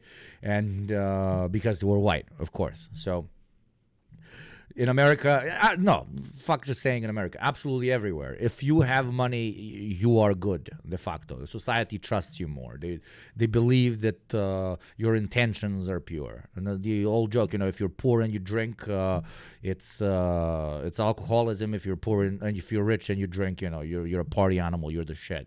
If you do coke and you're poor and black, then it's crack and you're disgusting. But if you do coke as a Wall Street broker, then it's super fucking edgy and you're super fucking cool. No matter what rich people do, de facto, because of bourgeois mentality that is ingrained in us, fucking read Gramsci, we will always, again, de facto, assume that what they're doing is not as bad as if a poor person would be doing the exact same thing. Hell, a poor person would more likely be stopped from doing that thing because, well, they're poor. I mean, has anybody ever heard of that guy with a fucking island with children? I don't know. Watch TrueAnon. Thank you, Gabriel Hellborn, for the 100 bits. The justice system locks these kids' parent up for decades, puts them in the system. These creatures get them easily. Oh, yeah, and don't get me even started on that. Don't even get me started on that. Just how many of these people are in these institutions because their parents are taken away on wild fucking charges.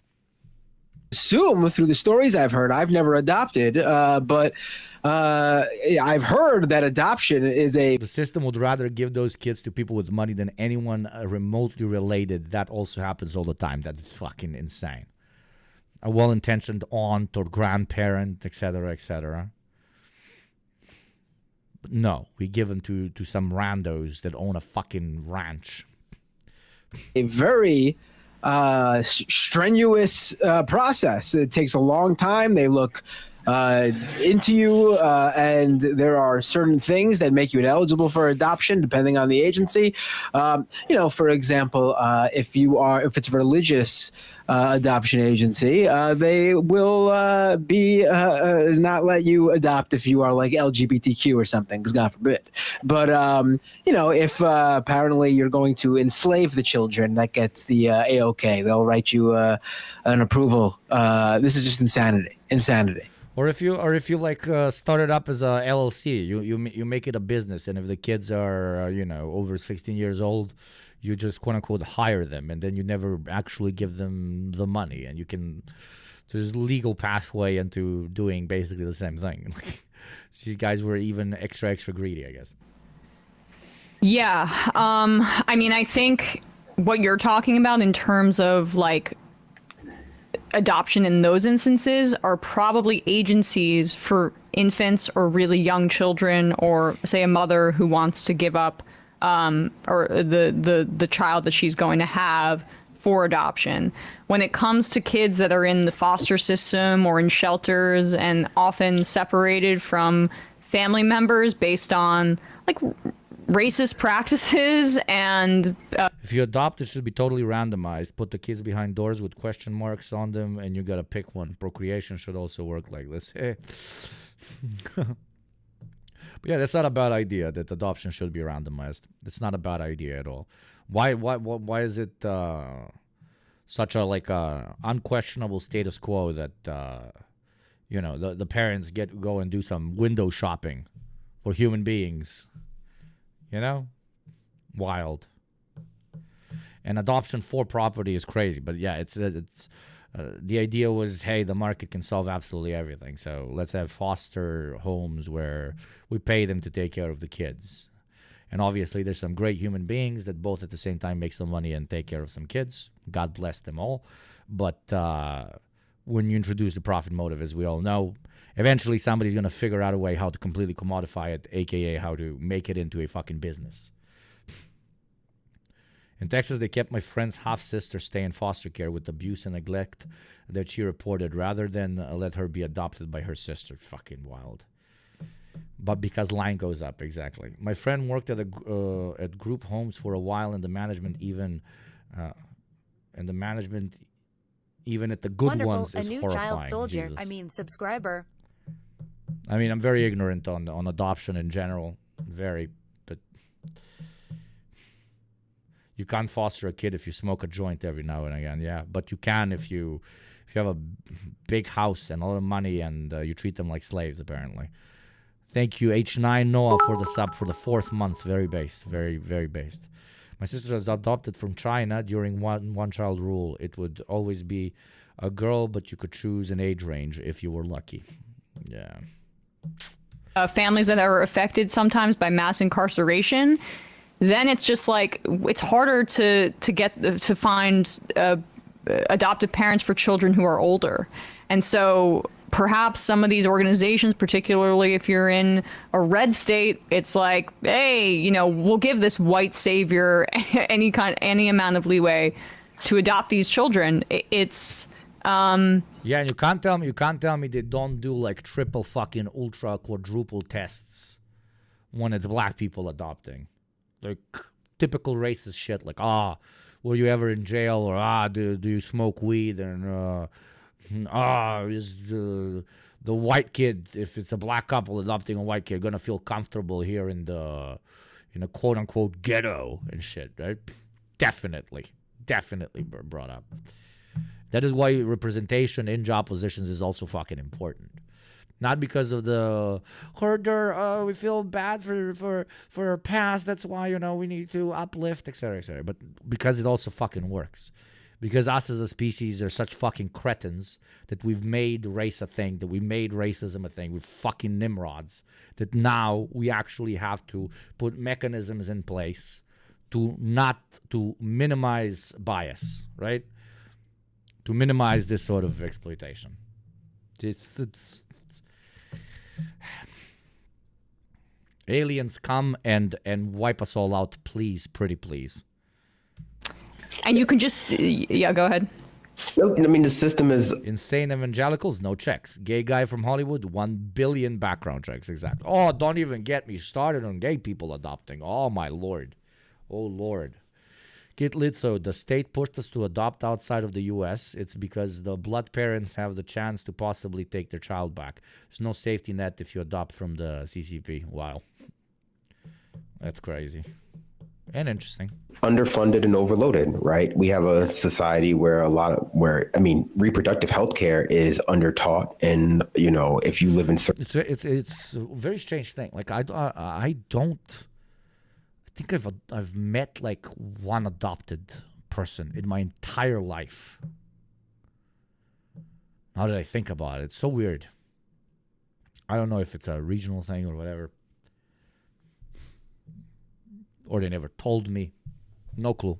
Certain states, you most likely the latter. Can't even access it. You know, abortions are illegal functionally in many states in America, and we give all the money to cops.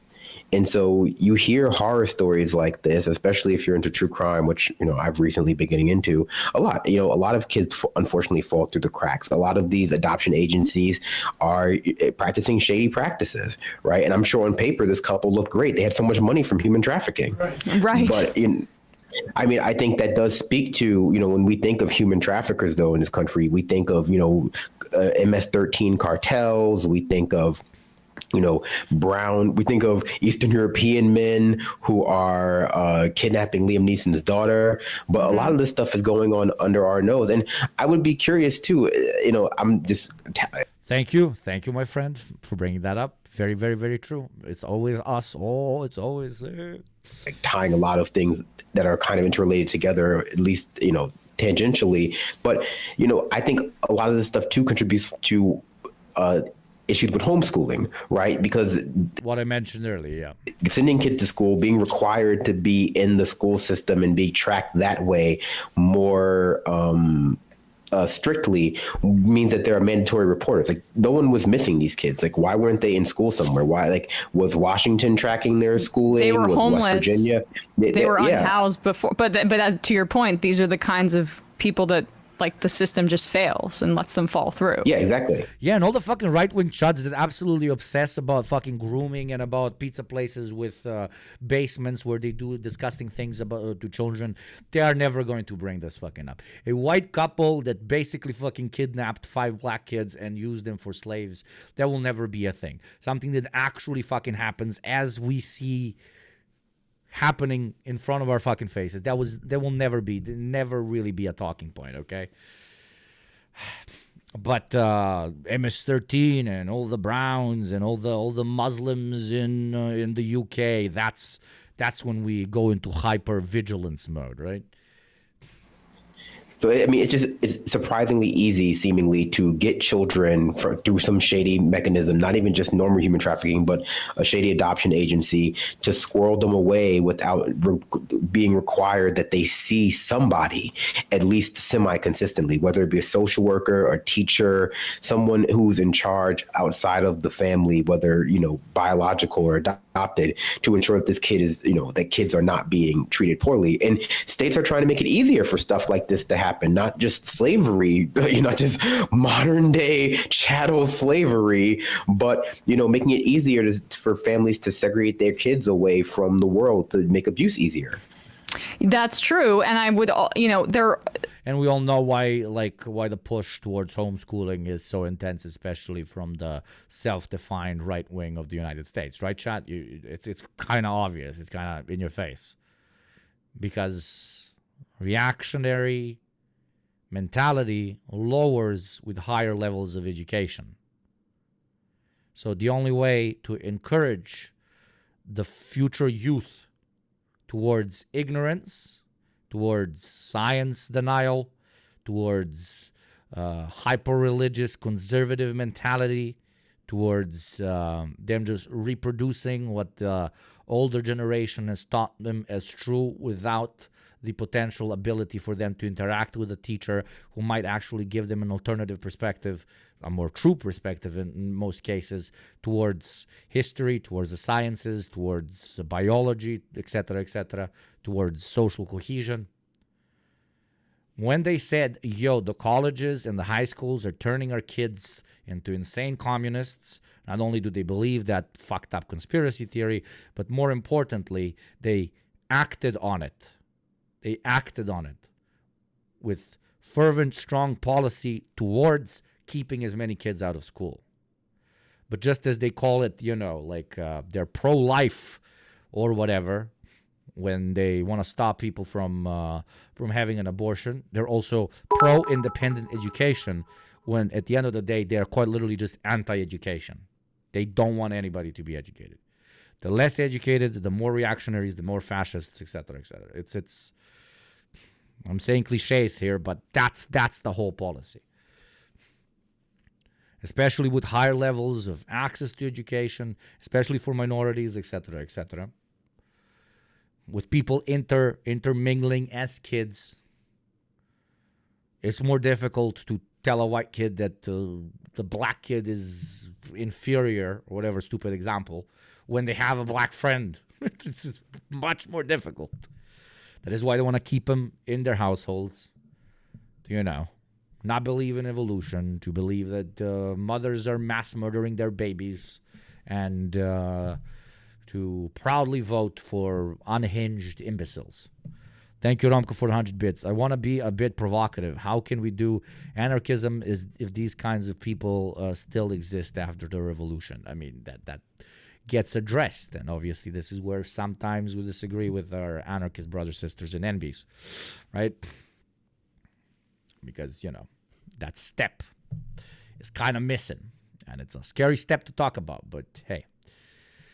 Homeschooling is a way for parents to groom and control their children via social isolation. Yes, but that is looking at the family unit. Why is the state proposing easier access for the family unit to homeschooling? The reasons are the ones I previously mentioned. As simple as that. You just want more idiots. Come on. One of the reasons you don't fund schooling isn't just because you want to spend more money on the oil lobby and guns. Obviously, that's one of the reasons. But the other, arguably more main reason, is because you want dumb fucking people. Come on, Chad, you fucking know this. Do I really have to say this? You just want cretins. You want uninformed fucking penguins running around, stopping away. And the school system de facto has always been built for that. But there are more and more and more and more teachers who understand their job is not simply relaying information that's in a book, but trying to actually create decent human beings with a more realistic perspective on what the world is like. And more importantly, they are trying to create human beings that maybe, just maybe, want to change the world a little bit towards a better alternative. But if you're homeschooled by a bunch of other cretins, then, well, you think that everything is going well. And actually, any change is bad. Tsar Nikolai also didn't want people to start having ideas after getting educated. We saw the result of that. Yeah. But ironically, we saw how many millions and millions fought for the whites against the reds. That's the people that it worked on. Helena Connor, atomization is well like that. Yes, it is. Yes, it is, friend. Capitalism uses patriarchal ideals to sell the home as Wonderful. a private A new kingdom child where the soldier, wife and kids are subscriber. servile to the man and keep him coming back to work and keep his kingdom. It's a carrot and a stick. Yes. Couldn't agree more. But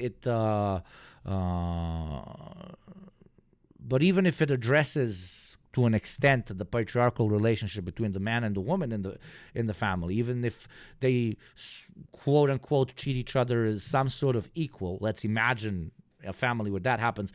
Even in that family, the children continuously get commodified by capitalism because they switch the rule, they switch the main job of a parent, which is what? Which is to create a decent human being which is going to be able to stand on their own 2 feet and, fight through life.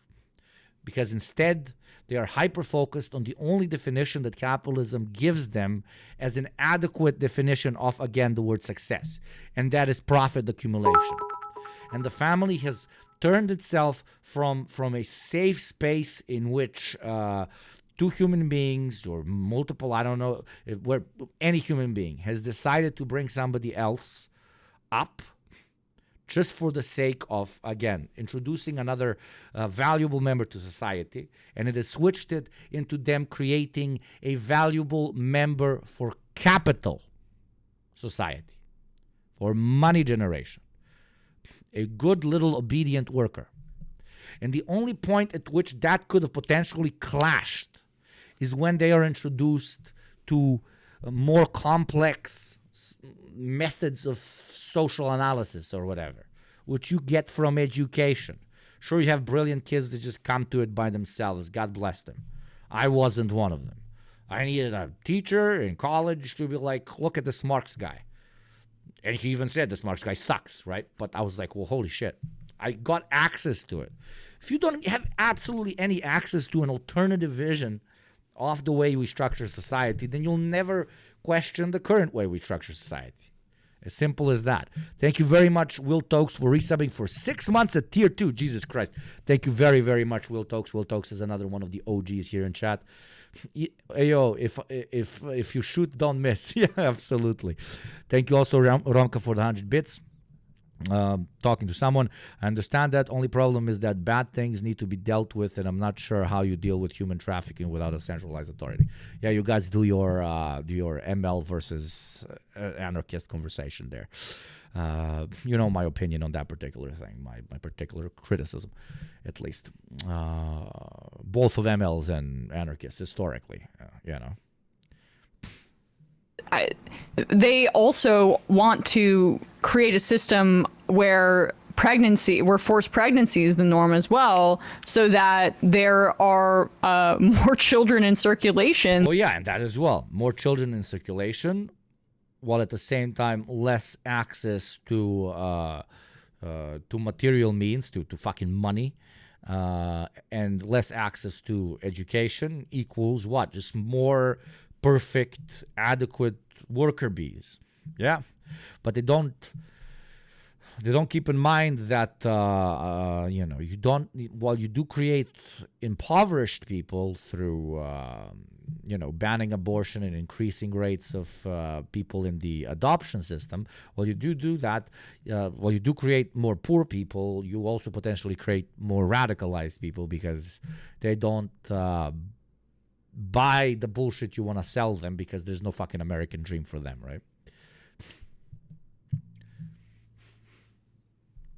One of the reasons that the far right is weaker than the far left is weaker than the far right is that the rightist parents indoctrinate their children, but leftist parents tend to leave their children to find their own way. Yeah, yeah, to an extent, yes, yes, yes, yes. That may, like, adoptive parents like this have the litty to take because this is their vision for like American society, and that's going to happen. The little hands brothers, they yearn for the minds. The children yearn for the minds. More and more pregnancies where like they talk about, well, just adopt if you decide to if you get pregnant and you can't have an abortion, give the kid up for adoption. It's so easy in this system. Yeah. I mean, we need more prisoners, we need more soldiers, we need more slaves of one type or another. So why allow women autonomy over their body? Yeah. And it just, it goes to... And it's the same fucking pro-life fucking inbred fucking cucks that so intensely pretend they care for children, yet they are the exact definition of the cause of the largest amount of suffering of kids in the United States. And de facto through empire of the rest of the world as well. Show here too how like it's almost as if they fetishize this. Like they exploited them financially in this extremely disgusting way as well, but you can also see how they actually just get off on it. And that's the part that I think is even most disturbing. It's a power thing. I mean, they specifically targeted this couple. It's specifically targeted to talk about this specific case. This couple specifically targeted these children because they were black, according to the indictment. That is a whole extra level there. Like this wasn't like they were just taking advantage of orphans and poor kids. You do know that like they probably had such embedded racism that they slept like babies at night because they genuinely believe that they are inferior because they're black kids and therefore it's okay for them to do what they did. And they were probably extra brutal with them for that exact same reason, because of the dehumanizing factor. So it is important to note that they were black kids exactly for this reason. Jesus Christ. Fucking hell, man. How bad can these people... They went an extra step to be like, we got to make sure they're black too. I mean, that's just insanity. It's just unbelievable. They were literally living...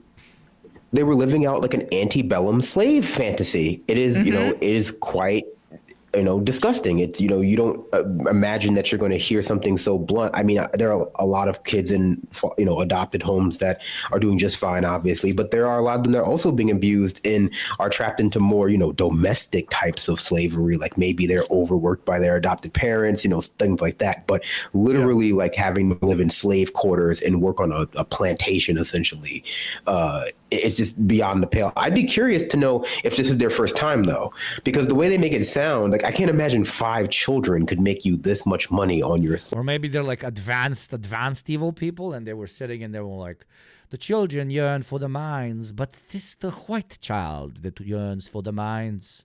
The black child yearns for the fields, and we have fields, so that's why we did that. Like, imagine if it's not even, it's like alien level racism that. Was a part of their logic as they were doing this shit. Slave, as slaves. What were they doing in the 80s? Yeah. Yeah, like how has this business evolved over time? I mean, it seems plausible that they're not the only couple involved in this. Like the fact that no way. The news. We got a good thing going on here. You're gonna go adopt these laborers. The news segment mentioned how 2 of the kids weren't home, and obviously if you got 2 of your kids locked up in a barn, those other 2 kids aren't like out hanging with friends. I'm assuming those 2 kids were actively being trafficked at the moment. They were somewhere else where their adoptive parents had already made the business dealing to have them wherever they were. Very disturbing. Okay, sorry. I don't even know. Yeah, Absolutely fucking wow. Mods, I think I've said enough on this topic, and there's not much more to say. Mods, please readjust the title back to Trump assassination content farm or whatever it was. Reporter describes what Trump told her in the first interview after the shooting. Let's see what our big orange man said when he was missing an ear. I wonder if it's going to impact his hearing. No, we probably won't. Like he's just missing like the top part, right? He's where Saddam Hussein hides. So probably his hearing will remain the same, right? The president has now given his very first interview since surviving this attempt on his life to Selena Zito of the Washington Examiner. She just spoke with Trump, and she was at this event just feet away. Selena, thank you very much for joining us. We're really glad and grateful that you're okay. Tell us about this interview. What did the former president tell you tonight? Well, it's really interesting. I was just a few feet away from him, along with my daughter, who is a photojournalist. And he was aware of that because I was supposed to go Pozdrav. Pozdrav za sve naše u chatu, to fly to Bedminster with him after the rally to do an interview with him. And so he called me this morning or this afternoon and said, and wanted to know if myself and my daughter were okay. So that's how the conversation started. And then I asked him if I could interview him, just talk to him about those moments and about how this changed him.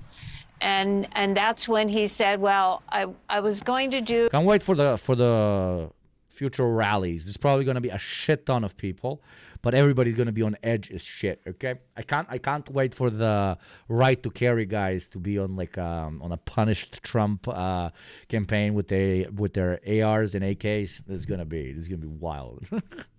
No, I doubt they'll let them carry the guns in, but you get my point. A speech that was going to be a real humdinger. I think those were his exact words. But, you know, everything changed in that. A speech that was going to be a real said, well, to him about those moments and about how this changed him. And that's when he said, well, I was going to do a speech that was going to be a real humdinger. I think that... What the fuck? His first words after potentially being assassinated is, I wish I could have finished the speech because it would have been a real humdinger. Let me get my shoes.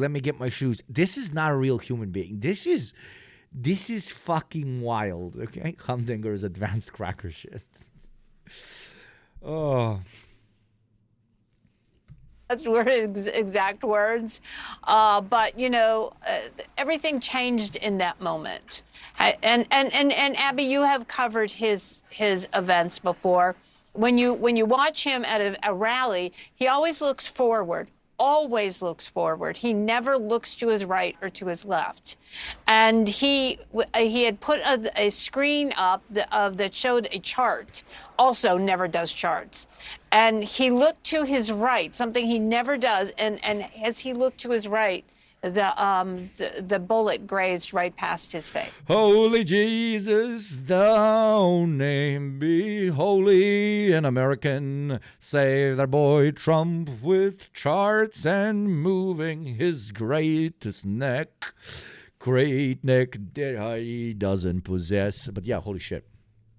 Little God saved him, okay? Excel saved him. First guy to be saved by Excel. And then you tell me that when they teach you Excel in school, it's a useless skill. And I was standing right there. You can open carry at Walmart and no one cares. But you open carry at a political rally and everyone loses their mind. When it happened. And he said in that moment, he understood that everything had changed for the country and for himself. The moment the great first American emperor was born. You should just say he never looks right. He looks right all the time, just like America Law. That was a good one. But yeah, I've watched plenty of his rallies. He looks around. He looks back. He looks at the audience. He points. He moves to the right. He moves. I don't know what she's saying. What is the speech going to be about now? I imagine that the RNC was supposed to be both a celebratory... By the way, when is his speech going to be? Chatters, fucking tell me. Tell me so we potentially watch it live. I would get so hard if we could do that, okay? When is his speech going to be? In how many hours? 7 p.m. EET, Eastern Standard Time. Let me Google it. 7 p.m. Eastern Standard. 7 p.m. Eastern Time. Now. Oh, it's going to be like 2, 3 a.m. for me. Yeah. You'll enjoy that with somebody else. Event, but also a time to make the case against his opponent. What did he tell you he's going to focus on now? He said he was going to focus on bringing the country back together. He thought that it was very, very important that in that moment when bring the country back together. Oh my God, he's going to bring it back together under one fist, one empire, one God King. But very together.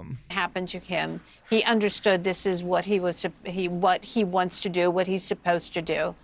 And he talked a lot about when he stood up, and there's that sort of iconic moment when he puts his fist up. And he told me that he really wanted to project to people. He said it wasn't about him at that moment. He wanted to project to those people, and he says he loves these people, and they are the backbone. This is a Rust Belt area. This is a blue-collar, white, working-class, mostly crowd. And he wanted to project to he thought it was important to project to the country in that moment that everything was okay. That he was okay and the country was okay, and I thought that was really. I mean, it was an impressive moment. Okay, it was a pretty impressive moment. My dearest, my Arrakis, my Dune. Gabriel, that's a good one. Thank you for 100 bits. Speaking about my dearest America, the greatest export of America to ever exist. Advertising is going to play in exactly 1 minute and 45 seconds.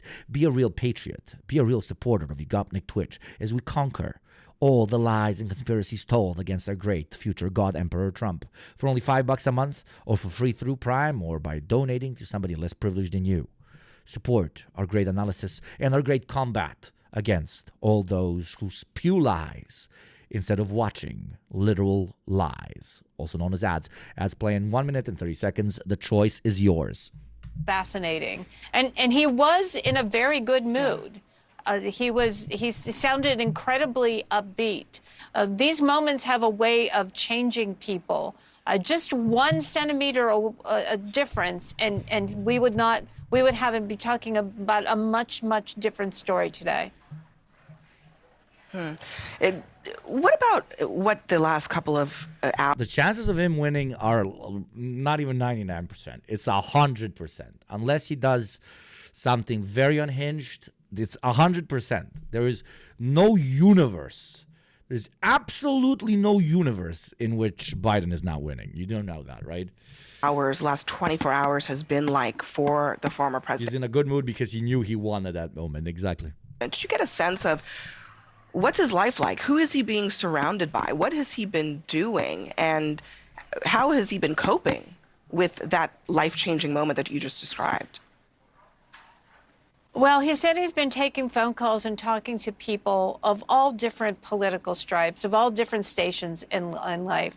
And people are talking to him and of course, making sure that he's okay. So I think that he's feeding off of that positive sort of feedback from people.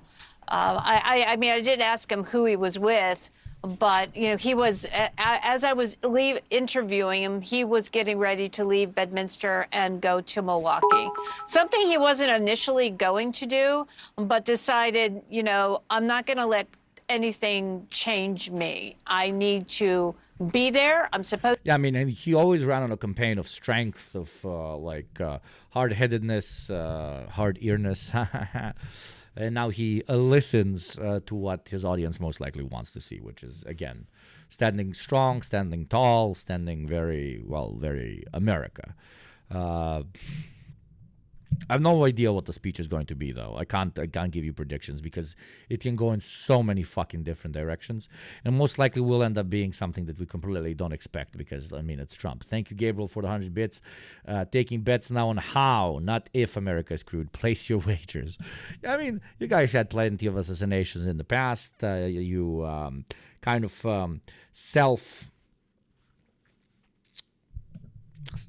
you became, to an extent, a bit self-absorbed in thinking that this sort of shit never happens, even though, you know, that perspective started wobbling with the Palestinian genocide and so on, because it's so in your face about, you know, you guys being the fucking bad guys, your state at least, and your capitalists, that, you know, to an extent, this is surprising, and that's why you think it's going to go into, like, crazy civil war moments, right? But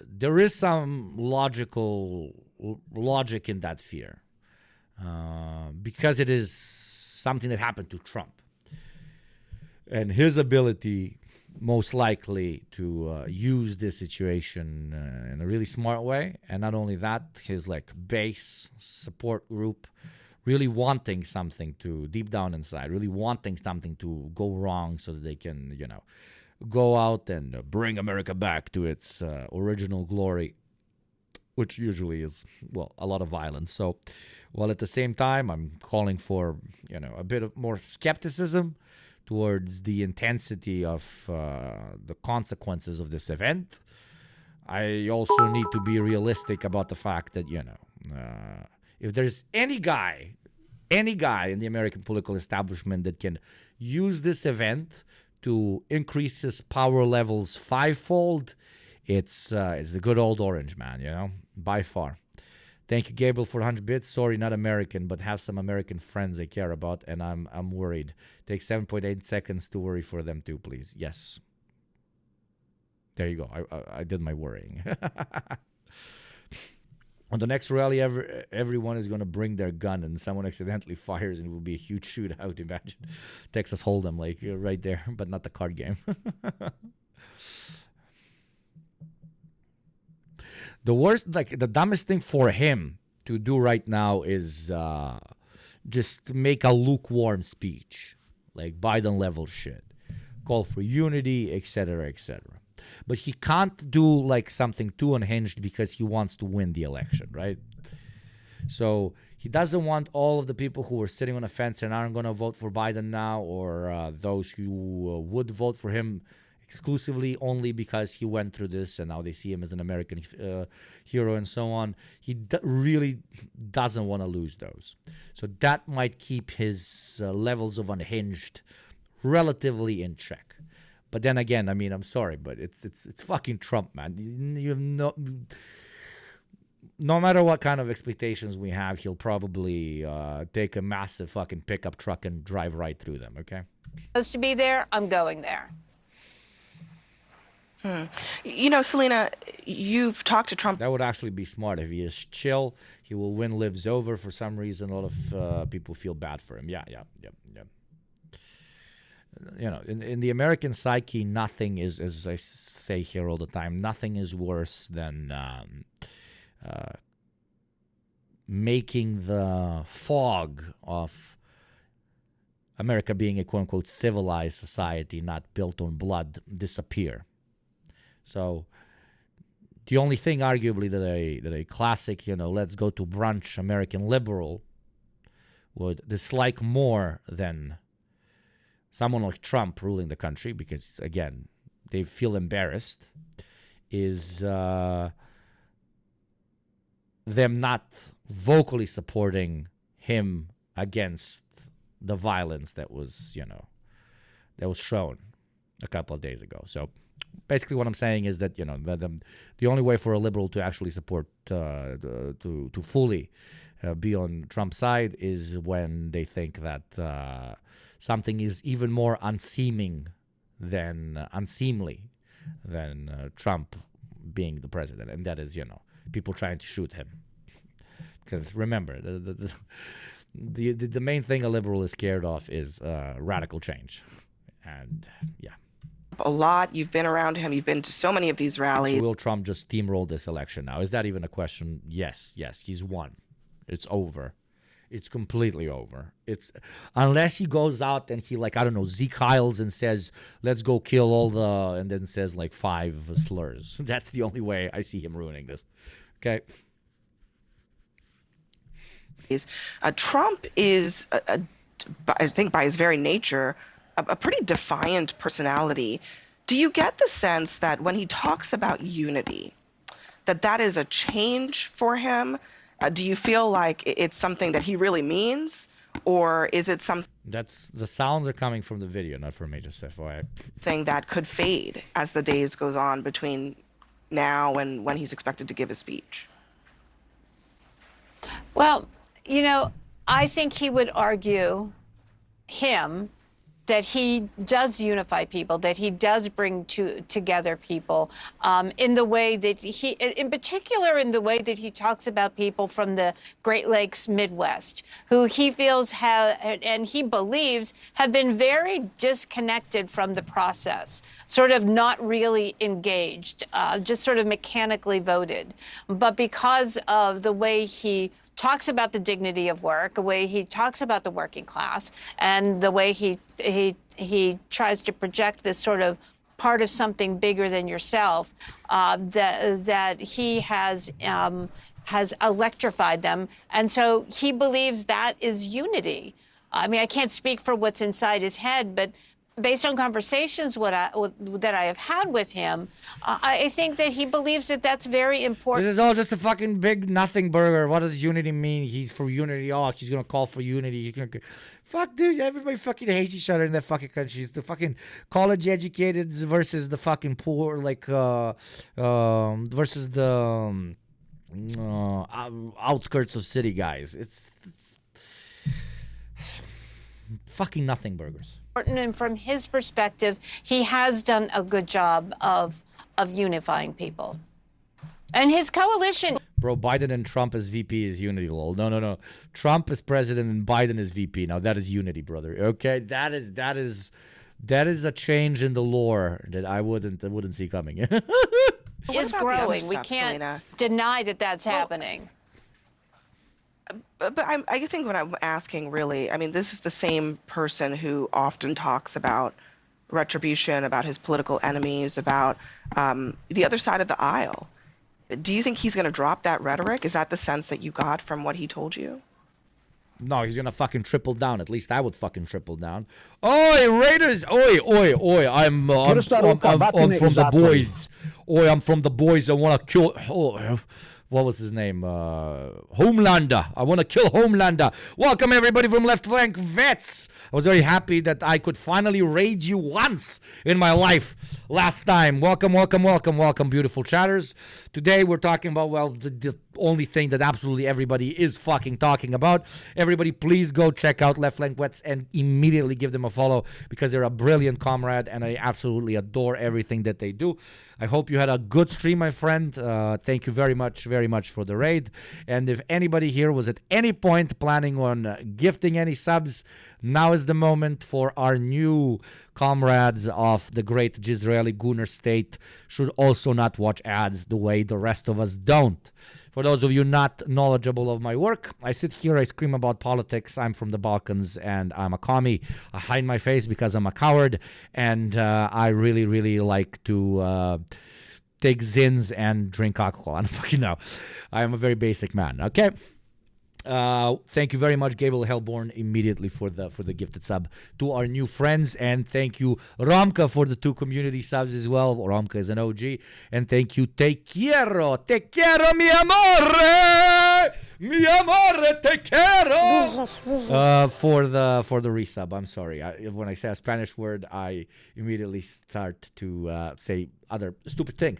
Anyways, I was giving a lot of positive vibes of this killer thing, but I cannot keep taking it because When I was taking it before when I'm usually under the influence of ethanol, and like when I'm sober, this shit is too strong.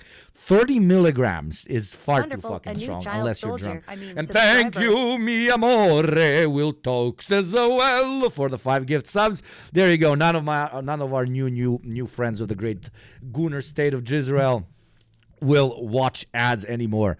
Thank you again, Will Tokes. Okay, back to the conversation. Much love to Left Flank Vets. I got the sense that he believed that he should unify. What that looks like, I obviously don't know. Let me try it again, but it's too fucking strong, man. I swear to God, it's too fucking strong. And look how like large it is. It's really fucking big. To compare it to a Zin, this is a Zin, just in size. And this is wet. Look. I mean, look. That's a lot of poison there, brother, okay?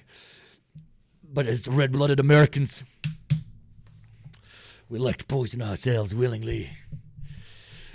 Our God Emperor Trump took one in the ear. We gotta take one in our gut, okay? Gotta self-sacrifice a little bit of health for that good old buzz, brother. I think both sides be really great if we weren't so harsh with each other and in harsh. Wonderful, Thank a you new very much. child soldier. I mean, subscriber. Welcome, my beautiful child soldier. Thank you very much for subbing for 6 months, my friend. Thank you very much, Borogodo. Borogodo Cosmico. Te amo, mi amor.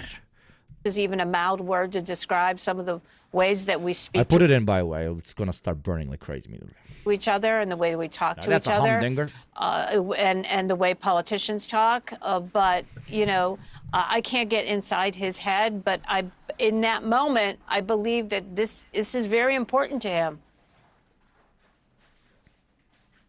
All right, we'll see what he ends up doing. Selena Zito with the exclusive tonight, the very first interview with the former President Donald Trump after this assassination attempt. Thank you very much for joining us tonight, Selena. Thank you. Thank you very much. What a humdinger. What a humdinger, chat. What a humdinger. For those of you who do not know, the first word that Trump said after the potential assassination is his speech would have been a humdinger. Okay, now let's move to Depression Now, depressionnow.com with Amy Badman. They haven't posted for 2 days. Did Amy Badman participate in the... Okay, no, that is too fucking strong. I'm taking that out of my mouth.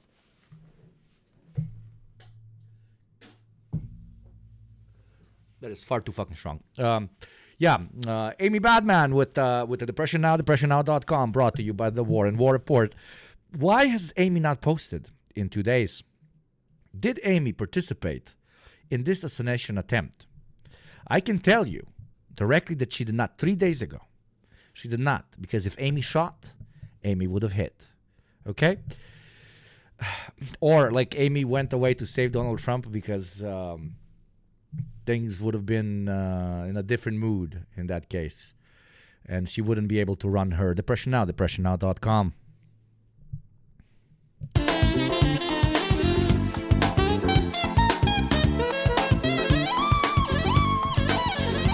Welcome to Democracy Now!, democracynow.org, the War and Peace Report. I'm Amy Goodman. We're broadcasting from Milwaukee. The FBI is attempting to pin down a motive after the assassination attempt against former President Donald Trump Saturday. The shooting took place during a rally in Butler, Pennsylvania. You want to really see something that said, take a look at what happened. Wait, I didn't know this. The place, what is the place called? No way was a life, an attempt at Trump's life executed in Buttman. A butler. Okay, butlers. Okay. I thought it was Buttman. That would have been very funny. Because look at how she pronounces it. I'm Amy Goodman. We're broadcasting from Milwaukee. The FBI is attempting to pin down a motive after the assassination attempt against former President Donald Trump Saturday. The shooting took place during a rally in Butler, Pennsylvania. I don't know. She says Butler. Jesus. I watched too much Biden, man. Now I'm misinterpreting every single word that anybody says. God damn it, dude. Yeah. You want to really see something that said, take a look at what happened.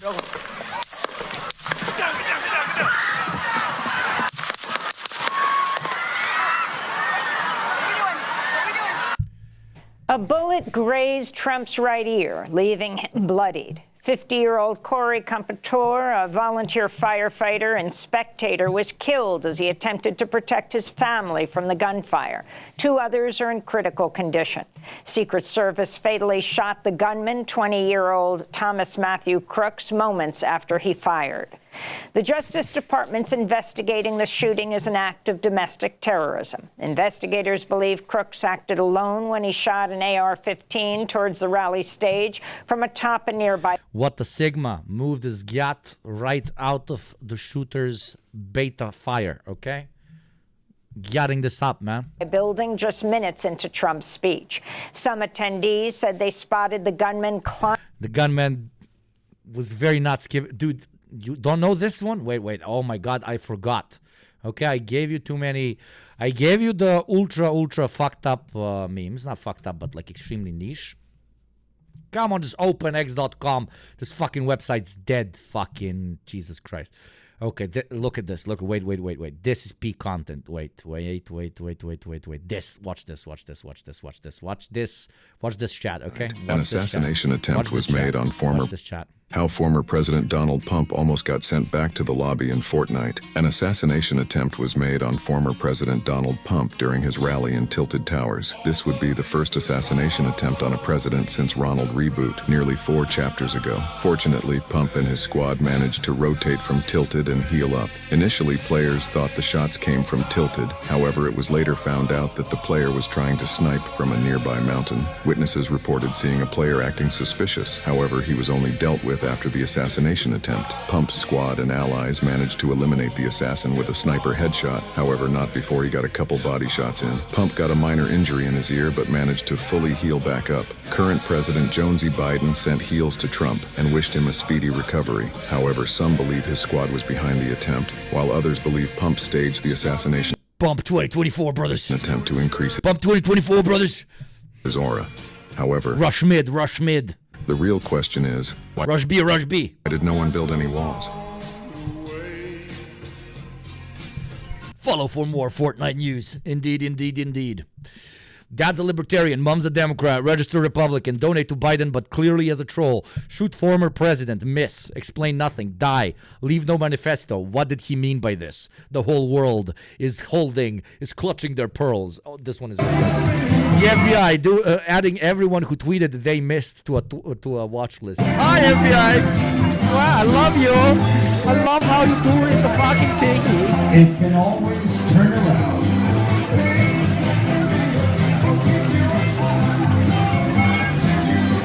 We have like literally gone the opposite way of what they've always told us. Like, don't post anything bad online or that can ruin your job opportunities and shit. No, us young people refuse to do that. We have come as a community to all at the same time post unhinged things online so that nobody can fire us because they would have to fire everybody. Okay? Post your buttholes, post your cocks, post your vaginas. Right? I really wish Trump died 420. Next time, I'ma shoot him right in the face. Yeah, my aim bot is much more gyat topped. Okay, I ain't gonna skibidi the assassination. Everybody post unhinged things online, and that will make unhinged things no longer a punishable, fireable offense. Accelerationism, Yugoism, that's what I call it. Okay. From a friend's Insta, the shirts have been printed in record time. Legends never die.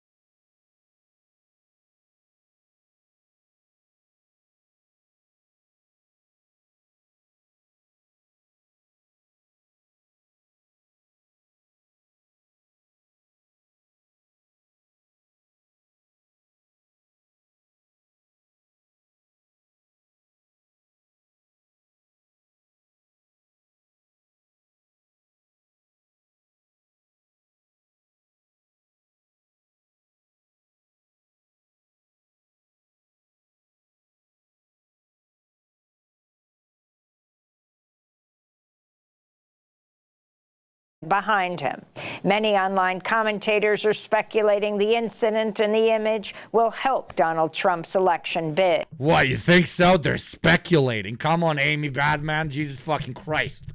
This is literally the greatest piece of photography used as political propaganda that we've seen at least in the last 2 decades, dude. You fucking crazy? Jesus Christ. Yes. Yes, Amy, they will use it. Yes, Amy. God. President Joe Biden ordered a review of the rally's security. He addressed the nation from the Oval Office Sunday evening. There's no place in America for this kind of violence. In America, we resolve all our things in the battle box. We go to the battle box and we resolve all our shit in the battle box. Any violence ever. Only in the battle box. We only like it in the battle box. Or when we kill innocent Palestinian children. But let's not talk about this. I'm walking over here. We're not talking about this. Period. No exception. Battle box. Battle box. We can't allow this violence to be normalized.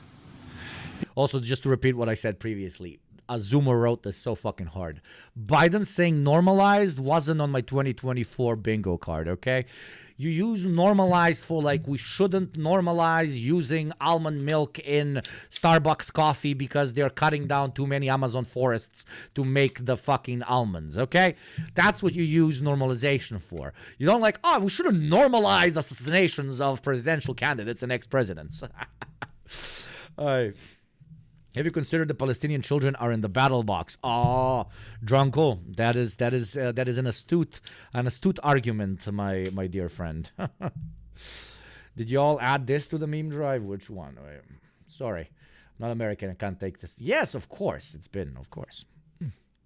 You know, the political record in this country has gotten very heated. It's time to cool it down. We all have. It's time to cool it down. We should all.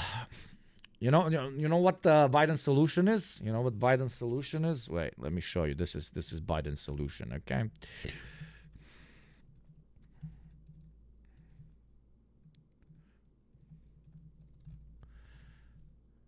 This is Biden's solution.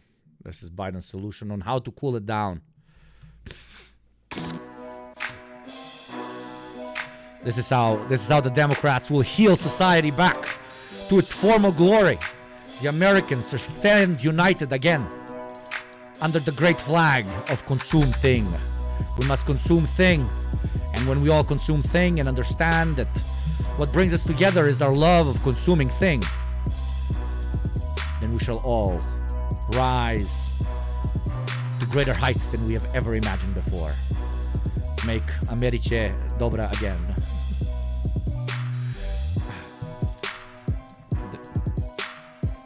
What is this song over it? This is Biden's solution, wait. This is Biden in his dreams. I am a hot woman with Pepsi. Material conditions, what is that? Late stage capitalism, what is that? Imperialism and mass murder, what is that? We just throw empty flosculas at each other and things will get better. Thank God for Kendall. Thank God for Trump, which is just old white man Kendall, okay? Old white man Kendall, as I said before, even if he whips out his massive Biden cock, he's not winning, okay? Responsibility to do that. Yes, we have deeply felt strong disagreements. The stakes in this election are enormously high. Biden's team says it's pulling its Garvey, material conditions, never heard of it. I'm buying a 2-liter later. Television ads and pausing outgoing campaign communications following the shooting. That's smart. That's pretty fucking smart. Imagine like a covering of the shooting, like somebody attempted Trump's life right now, and then an ad. Did you know that Trump is very fat and he will also die very soon? Our candidate might be with a brain capacity of a 3-year-old, but he will keep living because he's a skinny hot man. But Biden is fat and will die. Vote for Biden because he is not fat. Very good. Long live America. God bless the Pepsi troops. This comes amidst mounting pressure for Biden to end his presidential campaign. 19 congressional Democrats have now called on Biden. Yeah, he's on the Ozempic right now. Yeah, my boy gonna be ripped in a month, bro. My boy gonna be ripped in a month. You understand? You understand? He's gonna have that Ozempic gat, okay? That Ozempic gat walking in through the main door, brother. To step aside. Before the attack on Saturday, Biden was reportedly grilled on a call with centrist Democrats over his plans. The call was described to Axios as a disaster. The youth climate group Sunrise Movement publicly called on Biden to step aside Friday. All the lies, the RNC live, but Trump is going to talk in like 5 hours, unfortunately. Oh, Patriots, stand up now! Real Patriots, stand up now! Text MAGA to 88022. Text MAGA to 88022. Text MAGA to 88022.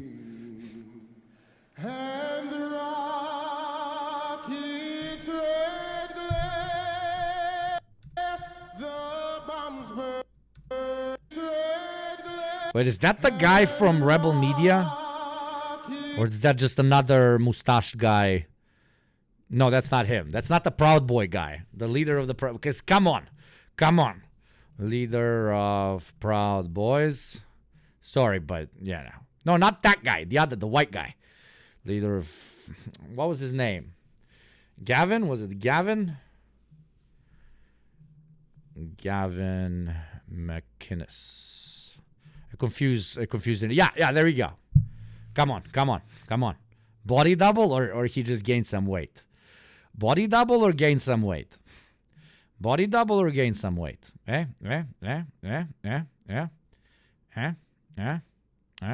don't know. Some might call it conspiracy theory. Others would call it making perfect fucking sense. Is this guy? Oh my God, chat, you're so fucking fast. It's another guy. Who's this boy? Blake Mornell, also known as Bricksuit or Brickman, is an American political activist. Okay, Brickman. Why does Brickman have a Wikipedia page and I don't? Chat, work on that, okay? Fix that problem right now. Being very disrespectful to the flag, speeding through this, okay. Ready, cut, port, arms. Right face, forward, march. Yeah, you need to get a guy with a deeper voice, brother. Deeper voice, brother. Think we'll see Hassan in the crowd. He's there and is Trump's #1 fan. Only after me, man. Only he can claim that position. I'm Trump's #2 fan, okay? I love that gyat, man. I live for that orange gyat, bro. You can't even get good claps at the fucking Republican National Convention anymore because all the cucks are just recording all the time, man. Give me some thundering applause, man. Show me that strong white clap. They don't clap for the troops anymore because they're too busy recording the troops. Okay? Who's gonna be the first one? Come on, who's gonna be the first one to come out? Another song? Another song. Jeez. What's the song? Let's hear. Had to start again with just my children and my wife. Just my children and my wife. Thank my lucky stars to be living here today. You can't clap because they'll get mistaken for a shooter. Oh. Yugopnik went to the US and there was an attempted assassination of the former president. What the fuck? I had nothing to do with it, okay? My success rates are far higher. Because the flag still stands for freedom, and they can't take that away. You can't take away our flag. Yeah, you can't write this. This is awesome. And I'm proud to be an American. Yeah! Where at least I know I'm free. And I won't forget the men who died, who gave that right to me. And I gladly stand up next to you and defend her still today. Cause there ain't no doubt I love this land. God bless the USA. God bless, brothers. God bless the USA. We currently have 9/11 viewers, okay? 9/11 viewers. That is the Lord telling us that the U.S. is always right. Real patriots stand up right now. Yes, brothers. The youngest American band, okay? The youngest Republican American band, okay? The youngest they could find. Oh. What was the lyrics?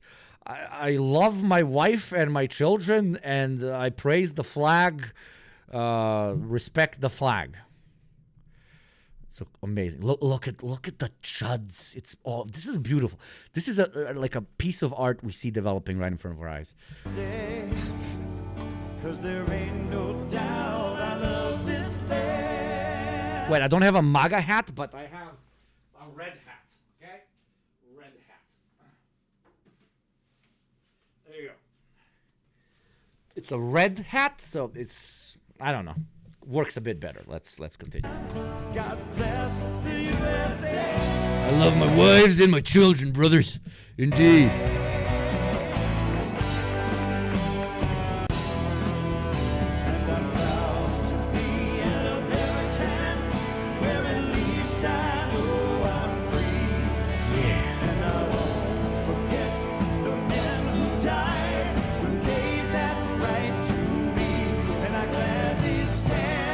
We love men dying for our freedom. That is what our freedom is based on. People being cucked by the state so that we're free, so that we can in turn also get cucked and consider ourselves free. Hell yeah. Give all our kids to the military-industrial complex. Like a little, the song is, I really like that I'm free because people died for it. He's like jerking off to dead soldiers. Like, yeah, put more soldiers in the fucking grinder, man. Want more soldiers to be ground up into little pieces of fucking meat as they die, so that I am free. The more soldiers die for my freedom, the freer I feel. Kill all the fucking Palestinians. Wait, wrong convention. That was for the Nazi one in a week. Yes, indeed. Thank you, Gabriel, for 100 bits. Holy crap, Gabriel says nothing to this. Bro. Current time constraints. Okay, wait. Let's go! Ladies and gentlemen, the chair has an important announcement to make. So that we may... Mods, please adjust the title so it says RNC live after first RNC after shooting or something. RNC convention, whatever you decide. Thank you, Mods. Proceed in an orderly manner under our current time constraints. As described in our rules and the order of business, to enable the chair to be certain that any motion offered has met the necessary requirements of our rules, the chair would like to put the delegates on notice that the chair, through the Secretary of the Convention, must be... I need a Zin to survive this, brothers. I need a Zin to survive this, where the patriotism in my bloody soul is increasing through the fucking roof, brothers. Provided in advance... I'm so proud of our nation. I'm so proud of our troops. I'm so proud of our brilliant, legendary Republican National Convention. Satisfactory written evidence of support of a majority of delegates from each of the necessary number of states required by our rules. This written confirmation... I want 1,000 view Andy in chat right now. I'm gonna fucking cry. This was always my target. Let's fucking go. Probably because I'm leeching off of a bunch of other streamers right now being late to their thing or whatever. But thank you. I just want to say thank you for everyone who's joined, to everyone who's subscribed, and to everyone who's assisting me in the greatest dream that I've ever had in my life, which is being a 1K Andy. I don't want more. I'm fine with 1K, with a consistent 1K. My life is fulfilled. I can officially then call myself a white boy streamer, which is, as we all know, the highest rank any human can achieve in 21st century capitalism. So everybody who's here and hasn't followed, click that little fucking button. Everybody who's thinking of potentially becoming a subscriber and avoiding the ads in exactly 3 minutes and 20 seconds, please do consider doing so right now. And thank you for helping me be, at least for, what was that, like a nice little 2 minutes. a 1K Andy. Thank you very kindly. Now let's return to watching the 1K Andys of the world, also known as the Republicans, talk about shit they care about. Thank you very much. Stop giving a shit for the resub. Welcome back. And thank you, Romka, for the 100 bits. To be honest, 1K Andy is better because the chat is not going crazy and you can actually interact with people. I agree. And even a hype train has started. As we all know, if it hits level 5, it turns into a massive flying chunky train, which will proceed to fall right on the Republican National Convention, but only in Minecraft, only in Minecraft. Choo-choo goes choo-choo-choo-choo.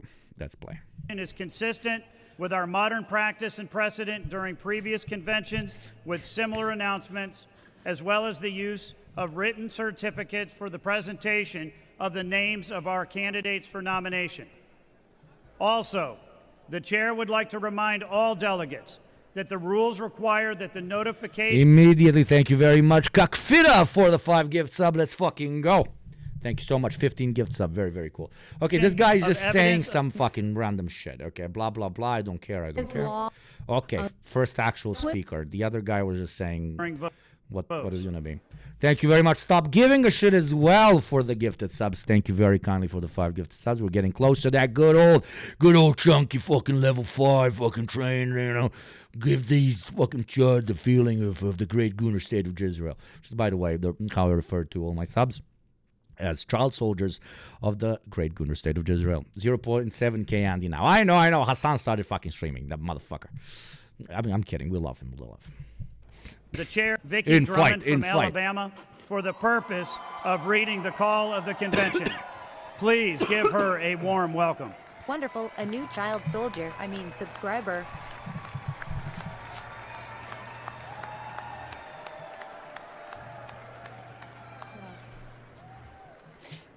Thank you, Chairman Whiteley. To the Republican voters of the United States of America, in accordance with the rules of the Republican Party adopted by the 2020 Republican National Convention on August 24th. You can't tell me this woman doesn't own cotton fields, okay? And that her workers on the cotton fields are not very diverse. You cannot tell me. In no world, okay? Woke RNC letting a woman speak? Yeah, but it's one of the good ones, if you know what I mean. It's one of the good ones, brother. Or 2020 in Charlotte, North Carolina. Thank you to the legendary Lucid Fox for resubbing. Woke RNC letting a woman speak. Fucking disgusting, isn't it? Fucking, we have lost our way, brothers. The assassination has completely shifted our priorities. We must go back to our core roots, such as the ones of Dr. Sleepyfist giving me 5 gift subs. 71st fucking gift sub, you fucking legend. Thank you very kindly. And thank you, Gabriel Hellborn, for the 100 bits. Is her name Plantation War Crimes by any chance? That was good. That was good. And as amended by the Republican National Committee on April 14, 2022, in Memphis, Tennessee, the Republican National Committee hereby directs that a national convention of delegated representatives of the Republican Party be convened in Milwaukee, Wisconsin, no earlier than 8 o'clock a.m. and no later than 9 o'clock p.m. And binding of convention delegates with okay, she's saying all the words that they have to say as delegates and shit.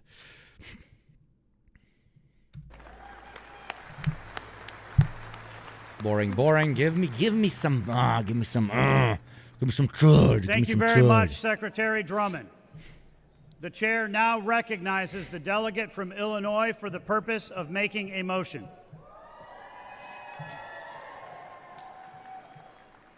Mr. Chairman, I'm Mark Shaw from Illinois. New child soldier. And I move that further reading of the call be dispensed with, and that the Secretary be instructed to incorporate the call at this point in the convention proceedings with the same force and effect as though read in full.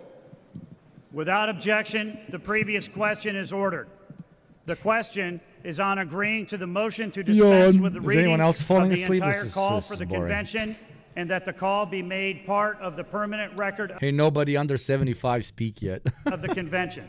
Are they going to declare war yet or what? Come on. All those in favor signify by... You know, everybody there is just like, I'm here to hear Trump say that it's okay for me to shoot abortion clinics now, please. By saying aye. Aye. All those opposed Aye. signify by saying no.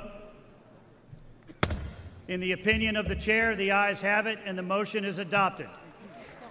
Without objection. My boy being like, is somebody going to shoot me? Is somebody going to shoot me? Is somebody going to shoot me? Shit, please don't shoot me. Oh my God. The motion to reconsider is There's laid probably like more security here than there are people after, you know, the Trump shooting, okay? There's definitely more security here than people. on the table. The chair states that pursuant to the call in Rule 42 of the Rules of the Republican Party, as adopted by... This reminds me of being a senator in the student government of my university, man. I was even the only position of power in a university student government that actually matters. I was the, what do you call it, the treasurer, okay? I got all the fucking money that's for extracurricular activities. And I did not use it to gain favors from all the strong clubs at the university or get free drinks for the entire 2 years that I was treasurer. No, not at all. Me misuse such an important position inside of the university hierarchy. I would never do that. On my first election, I was senator for 2 years. In my first election for treasurer, there were 6 guys that were running. I am crossing myself, I swear. Odd flex, but okay, I'm going to give you an odd flex. There was 5-6 people that were running. I announced that I'm running. Every single one got out of running. Like just quit. I was the only one. For president, there was like 10 candidates. For vice president, there was like 7-8 candidates. For treasurer, absolutely nobody. Absolutely nobody. Okay? I Stalined that shit real hard, bro. By the 2020 Republican National Convention, and as incorporated by the call for this convention, Rules 26 through 42 shall be the temporary rules of the convention. Vicki Drummond, Secretary of the Republican National Committee, has presented to the chair the temporary roll of delegates and alternates to the convention. Ladies and gentlemen, it is now time for the convention to elect its temporary chairman. Pursuant to the authority... Oh my God, it's so fucking boring. From Oklahoma, and I offer the following resolution for immediate consideration. Resolved that the officers presented and elected as temporary officers of the Republican National Convention. Mr. Chairman, I yield the balance of my time and move for the previous question of the resolution. Without objection, She couldn't even say it without reading it off of a piece of paper, man. What has this country come to? Jesus Christ. These young idiots, look, she's super young. Why did they even let her? She's at least like 60. Disgusting. Previous question is ordered. I can smell the SJW on her. Question is on the adoption of the resolution. All those in favor signify by saying aye. Aye. All those opposed signify by saying no. In the opinion of the chair, the ayes have it, and the resolution is adopted. Without objection, the motion to reconsider is laid on the table. Let's lay it on the table, brothers. Are we going to accept it, brothers? At this time, to offer the following...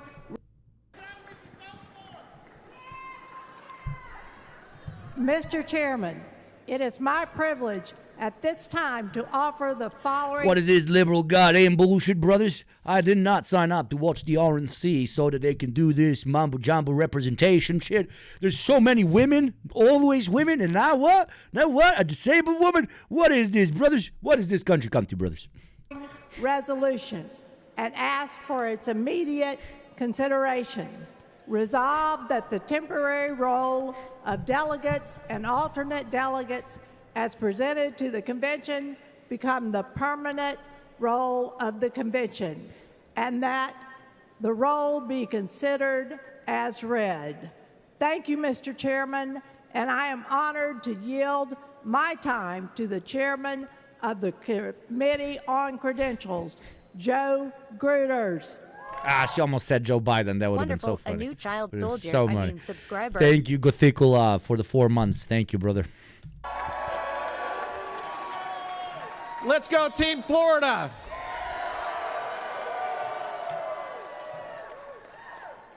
Thank you, Madam Co-Chair. Mr. Chairman, it has been my privilege to serve as the chairman of the Committee on Credentials.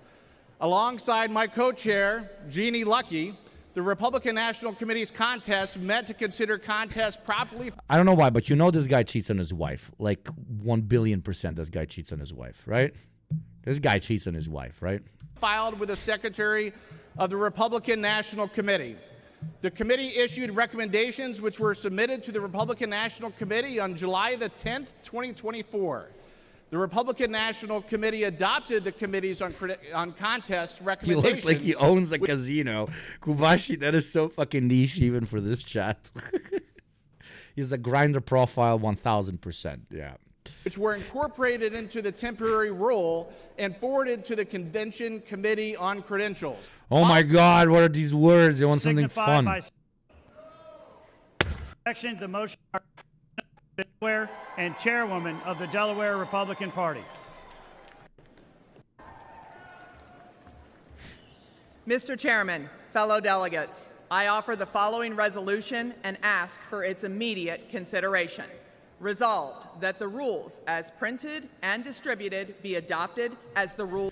Anybody from the Balkans here? Literally every fucking teacher. Every teacher that you've ever had, this outfit. Woman looks like she walked straight out of like a decaying post-Soviet republic, man. Every fucking teacher. Like this is every teacher I've ever had. Rules for the election. Haircut too. No, it's the haircut that makes it. It's the haircut that makes it. And the governing of the Republican National Committee. The rules under which delegates and She only needs one of those little scarves, you know, that all teachers wear. Those little scarves. alternate delegates shall be elected, selected, and allocated, and the rules which serve as the rules of the Republican National Convention. Thank you, Mr. Chairman, and I am honored to yield my time to my fellow co-chair, Brian Jack.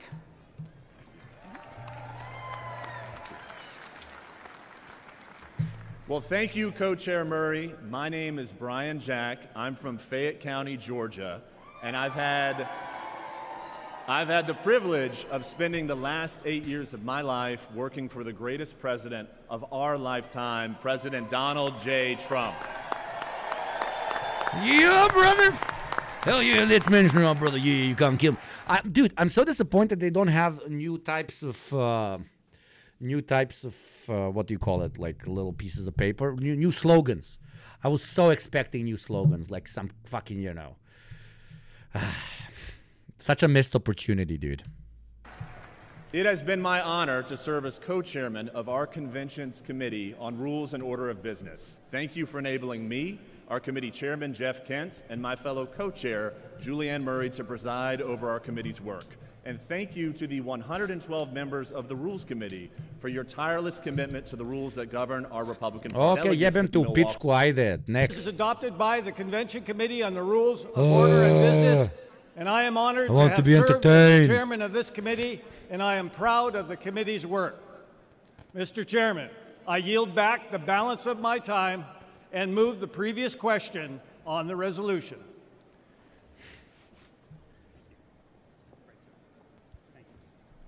Well, I just got my Ford F-150 truck and I'm making payments on it so I can afford that, buddy. Indeed, brother, yeah. Say it out loud for those in the back, brother.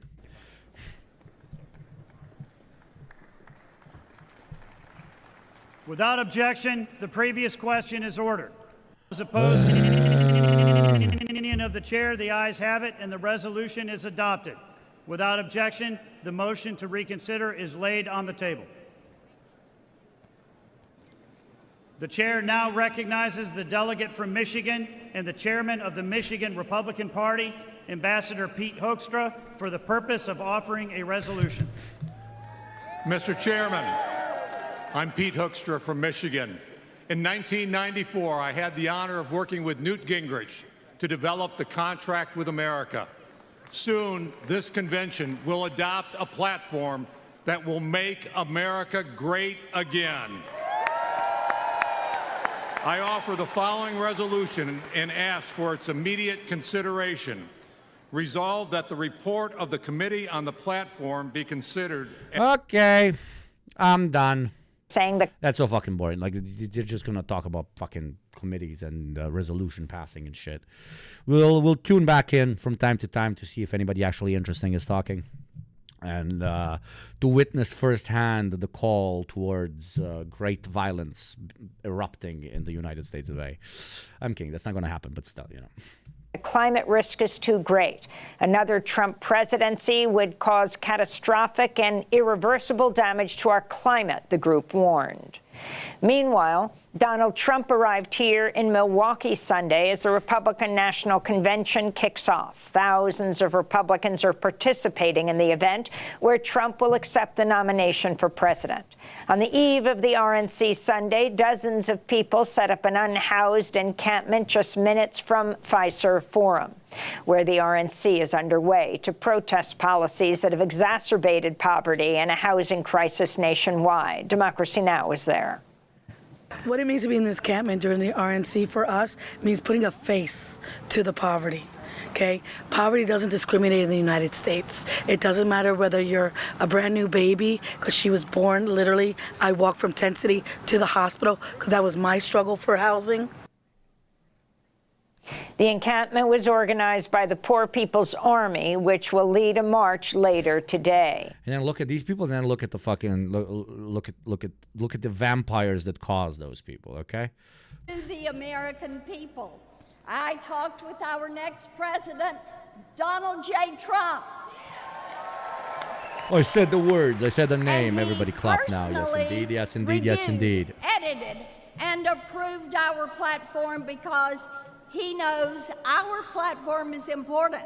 Every American can read our platform and know what we believe and how we will make America safer, stronger, wealthier, and greater than ever before. Yes, sister! Fucking F-150 in the house! Oh, God. Later in the program, we'll also be talking to some of those involved. Several other anti-Trump protests are also moving forward today, including the march. Thank God for Trump. Otherwise, it would have been even more difficult to cover Republicans, man. Jesus Christ. Yeah.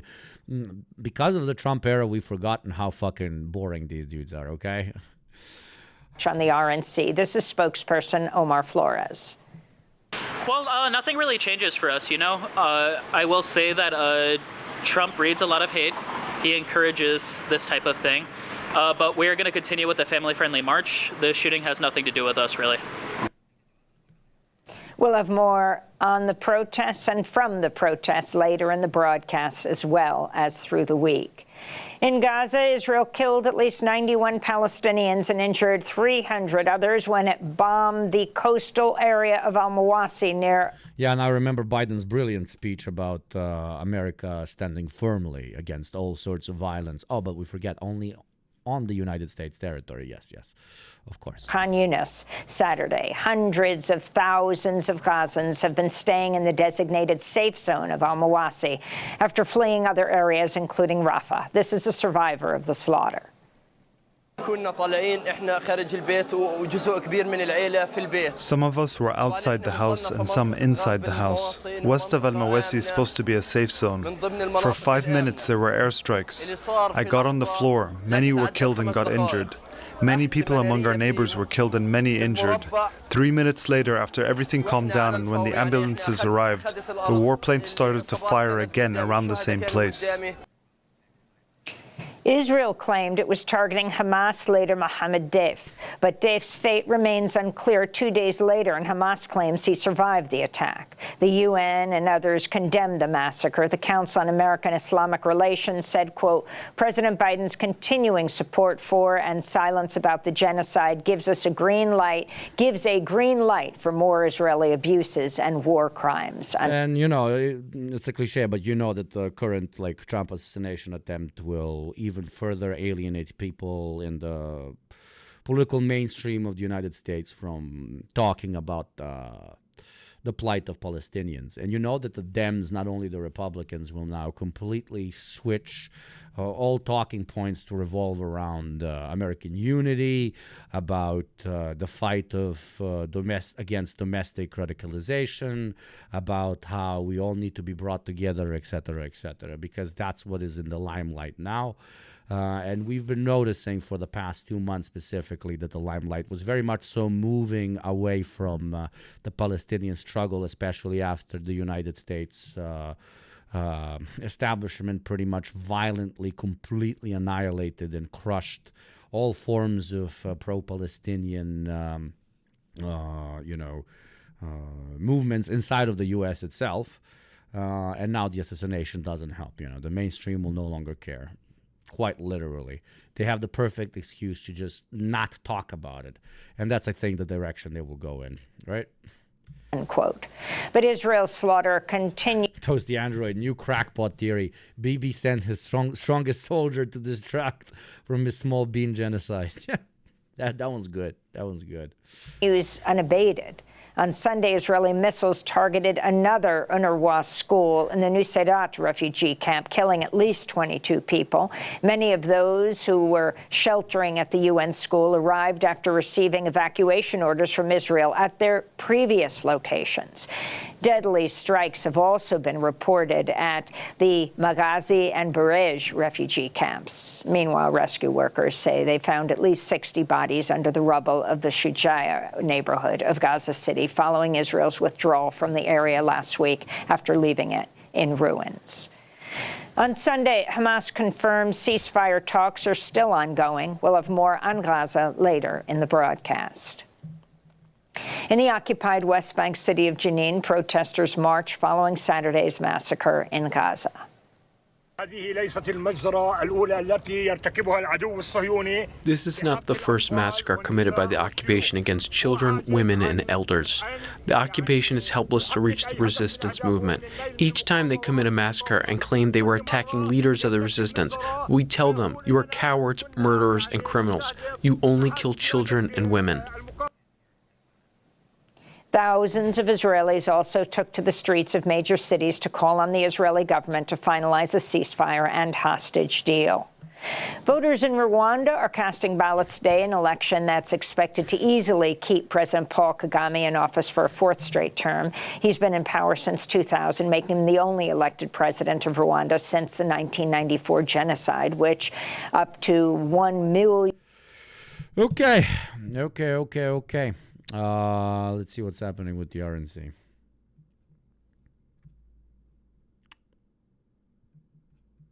Only in America can someone like me stand up on a stage like this. The Republican Party believes in the potential of every American, which is why this platform... Which is why me, a white guy, is here. What? ...was personally approved by President Donald J. Trump. So I hope you will join... Only in America a white guy has a voice. I mean, that's kind of fun. ...me to support this platform. True, every other country would recognize this dude as a quack. That we will propel our party and America to victory this November and get Donald J. Trump back in the White House. I thank you. And please join me in welcoming back our awesome RNC chairman, Mike Whatley.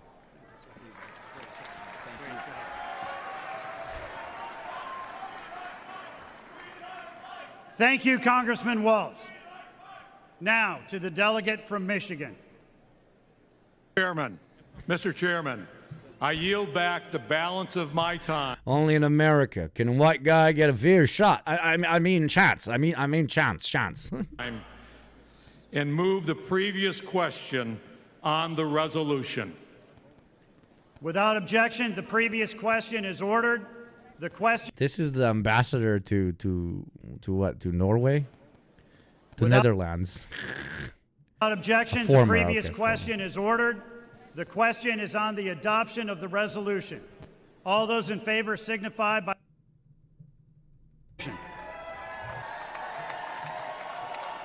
Thank you, Mr. Chairman. I'm Jessica Milan Patterson. The chairwoman of the California Republican Party. And I offer the following resolution and ask for its immediate consideration.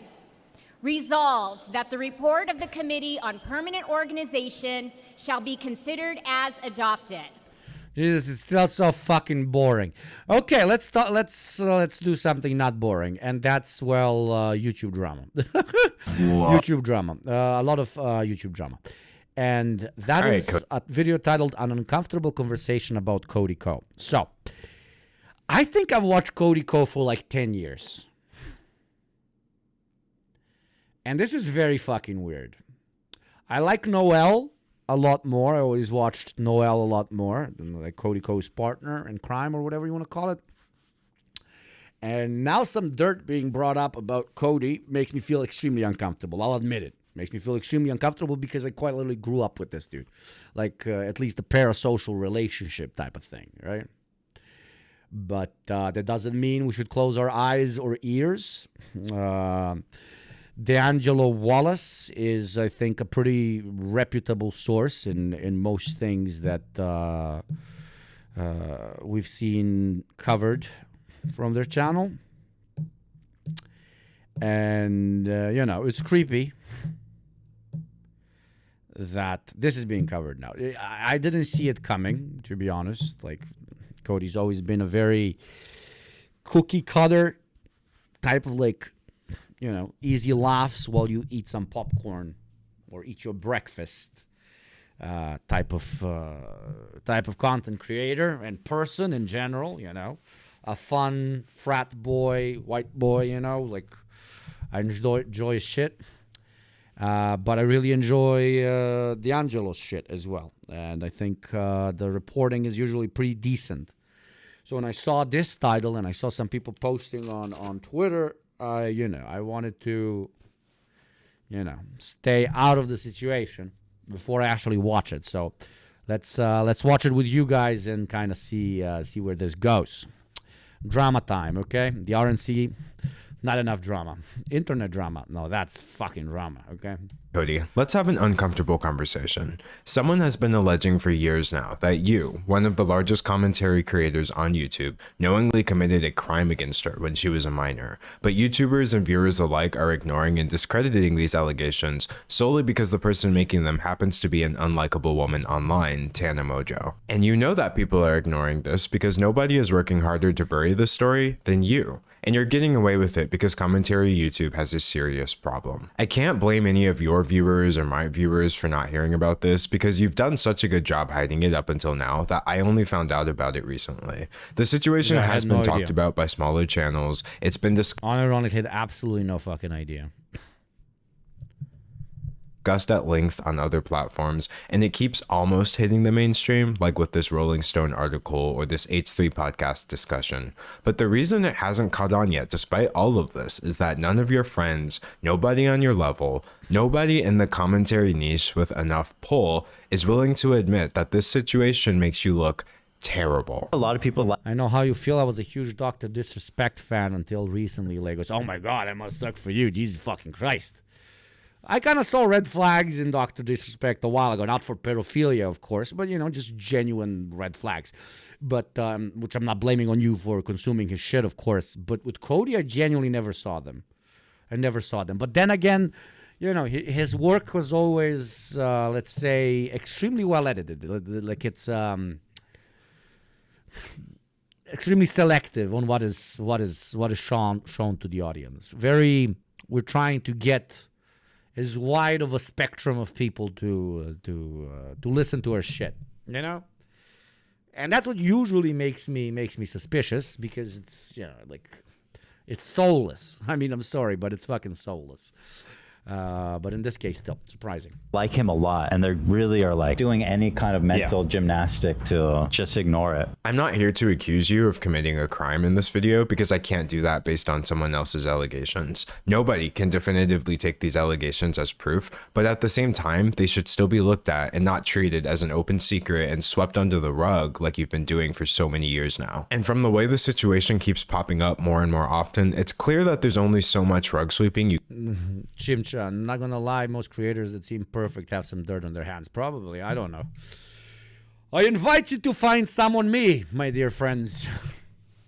Ironically, sometimes a bit of dirt kind of skyrockets your career much faster than just being fucking normal. Okay, can everybody please just be fucking normal for once? But then again, when it's super hardcore, then it ruins your career or whatever.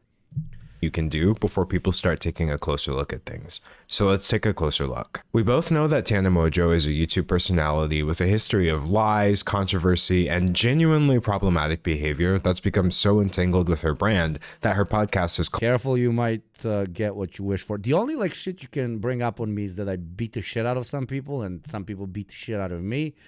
I don't know. I vomited on a guy. What else could be bad about Yugopnik?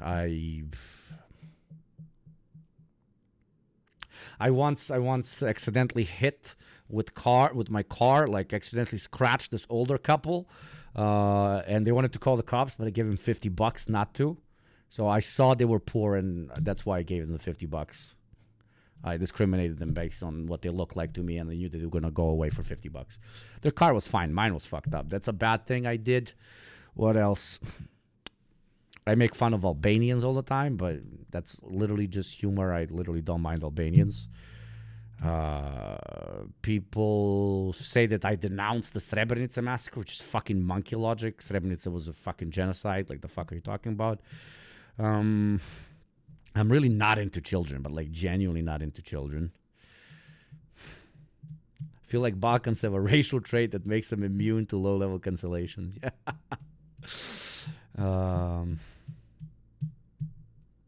What else? I'm trying to think what, like, in the eyes of the Western world would be considered a cancelable offense.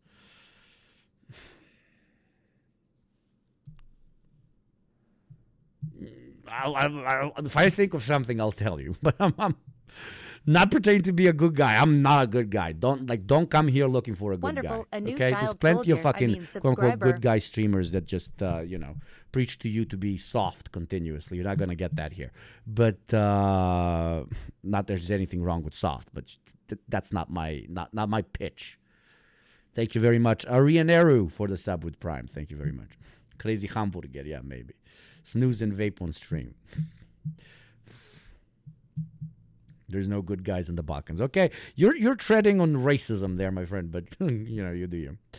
Called Cancelled with Tana Mongeau. And speaking of this podcast, about a month ago, she hosted a live episode in front of an audience, and the conversation turned to you. Who's the smallest you've ever had sex with? Oh my God, do no one look at me, Cody Coe. I can say that. I was literally 17. I can say that. This clip started making the rounds, and people were understandably perturbed because if Tana Mongeau was 17, you would have been 25. So people started speculating. And you're also Balkan. Okay, then you get the B pass. You get the Balkanoid pass. Yeah. Oh.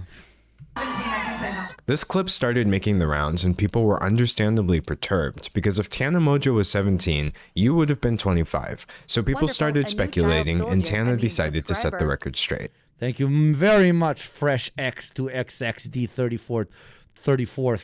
Worst name on this platform, but I still love you for the 6-month sub. Thank you very, very, very much. I hooked up with Cody Coe when I was 17 and he was 25. She claims that not only were you fully aware of her age at the time, but someone even tried to stop you and you went ahead anyway. There was a situation with Gabby Hanna at a Playlist Live where she pulled him aside and told him like, yo, she's 17. And then we still went and hooked up. To be clear, 17 is under the age of consent in many states, including Florida, where Playlist Live used to take place. So this means that Tana Mongeau is accusing you of statutory rape, and she's not trying to hide that. This isn't just some crazy tea. It was a crime. Nothing would make this situation better, but plenty of things make it worse, like the fact that she was a fan of yours at the time, adding an additional layer to the power dynamic you would have had over her. I grew up loving him, and I think you know what I mean? Like, I was just like excited and a fan. Tana seems to have many feelings about this, which we'll go over a bit later, but she stated very clearly that the actions she's accusing you of are inexcusable. If I had a 17-year-old daughter or a little sister or something, like, I would kill. I would never let it fly. These recent allegations are bad enough on their own, but there are a couple of things that make them worse still. Things that many people don't know yet, but you do. You know that Tana has been making this same specific claim against you for years now. Here she is back in 2021 saying the same thing. I was 17 at the time, 18. I started kind of hooking up with other. And I didn't get it. How old was he? I mean, obviously it's immediately bad if he's over 18, but how old was he? I'm talking 19, 20, or 25. What the fuck? Oh, what the fuck? I wanted to like, oh, shit. Shit. Yeah. Yes.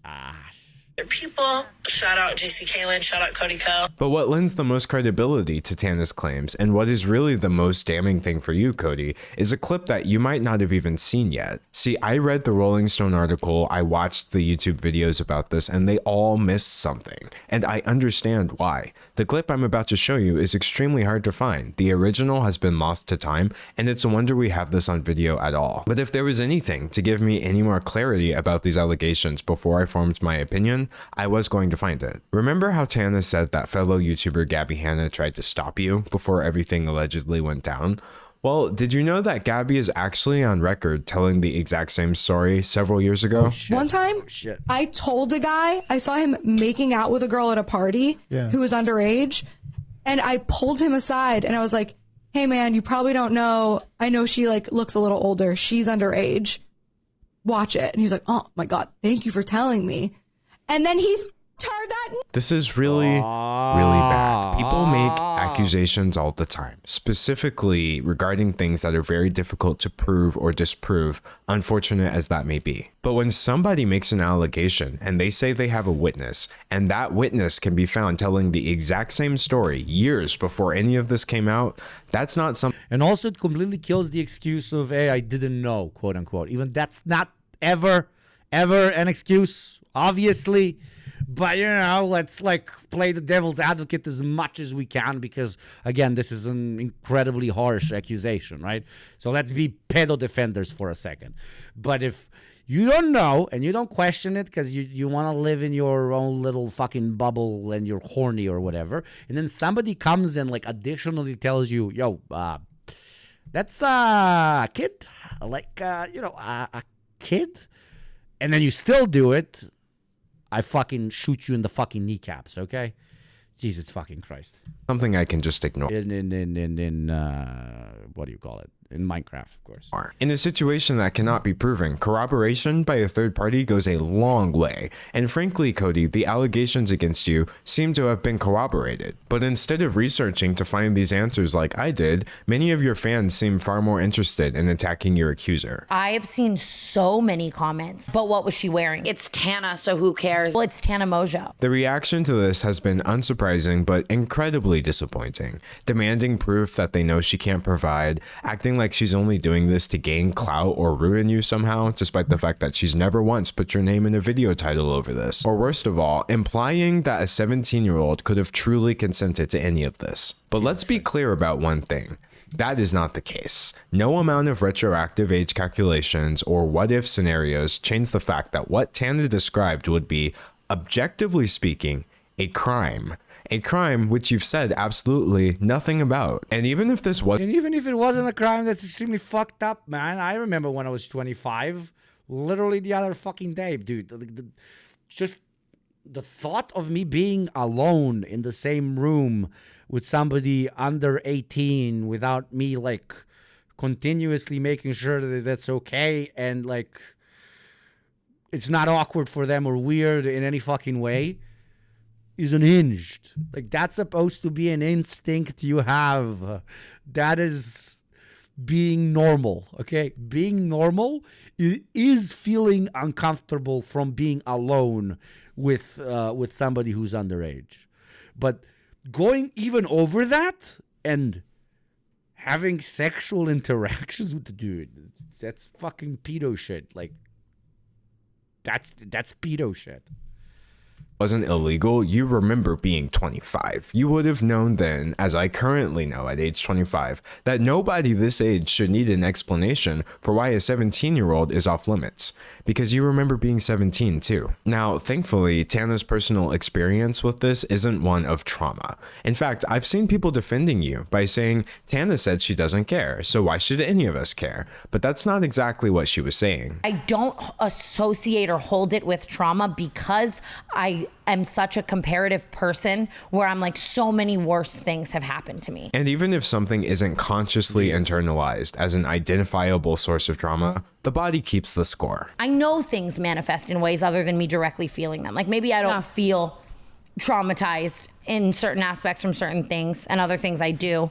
But, you know. Dude, it doesn't matter if she doesn't feel, like, even if she wasn't, or if it doesn't manifest, or if she quote-unquote enjoyed it or whatever. That doesn't matter. An adult had intercourse with an underage person. Conversation ends. Why the fuck are we asking the underage person if they vibed with it or not, or whatever the fuck? That's not relevant to the conversation in any fucking way. Like, not relevant. Not relevant. Okay? Thank you, Romka, for 100 bits. It's supposed to be a fucking subconscious setting of a person. You are absolutely right that there can't be any uncertainty or wishy-washiness here. It's straightforward because any reasonable human will have shit ringing in their head if they talk to an underage person. Exactly, dude. Not ringing is an understatement. Fucking screams, okay? Absolute screams in the head.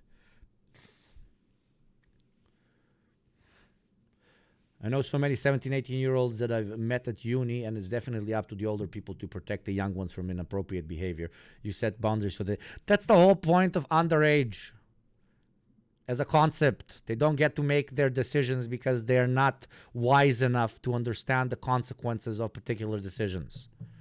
That is why it is on everybody who is an adult to fucking protect them. That's what your fucking parents should have taught you when you were fucking 14, about what you should become after you turn 18, 19, 20. When I steal from someone, it doesn't become okay because they enjoyed the way I screwed them. Wild how that basic concept loses its meaning when it comes to the monster mash. Yeah.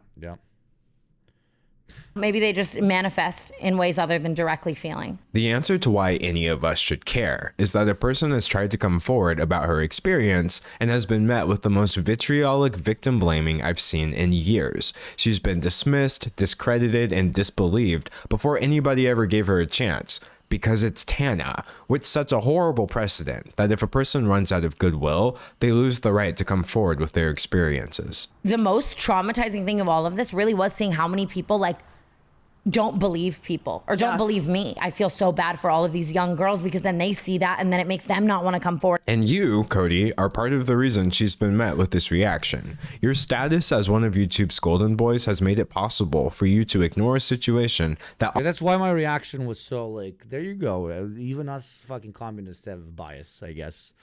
It was just, continuously entertaining white boy content that I watch when I eat le sausage. Almost anyone else would have had to respond to by now. I know for a fact if you swapped out Cody Co with someone that people didn't like that much, I would be receiving so much more sympathy. I find your silence on the situation to be uncomfortable because I know that if Tana's allegations are true, then silence would be your only option, since telling the truth would be tantamount to confessing to a crime, and lying would put you at risk of being contradicted by a witness. And like I told you at the beginning... No, addressing it, I mean, I agree with him. I agree on his perspective on why Cody isn't doing it, but if you genuinely feel bad about that, and if you feel like there was any potential miscommunication, which is very unlikely because a little person pushed you away and said, yo... that's an underage person, but you're only so the only thing that's left is kind of you having regret for what happened, and thankfully the victim isn't saying that they have direct knowledge of whatever trauma that they might have gotten from the experience. The only human thing to do is probably go and sit down and talk to that person in an environment where they feel safe, and then together sharing the story if you want to get over it, and owning up to what you did as a 25-year-old. That's the only fucking rational human solution here. And again, playing hardcore devil's advocate as if, I don't know, I was his lawyer just for the sake of the conversation. But of course, didn't take that path, right? And funny enough, I think the internet, and like if he got an acceptance of forgiveness from Tana, the internet would eventually also probably forgive him. Again, not talking here about what is ethically right or whatever, but what the only realistic solution there was for him. But no, he just chose the path of like completely being quiet on it or burying it, et cetera, et cetera. So. Wonderful, a new child soldier. I mean, subscriber. Pretty bad. Fucking own up to it, dude. Just fucking own up to it. Thank you very much, Dr. Sleepyfist, for the gifted sub, my friend. Thank you very much.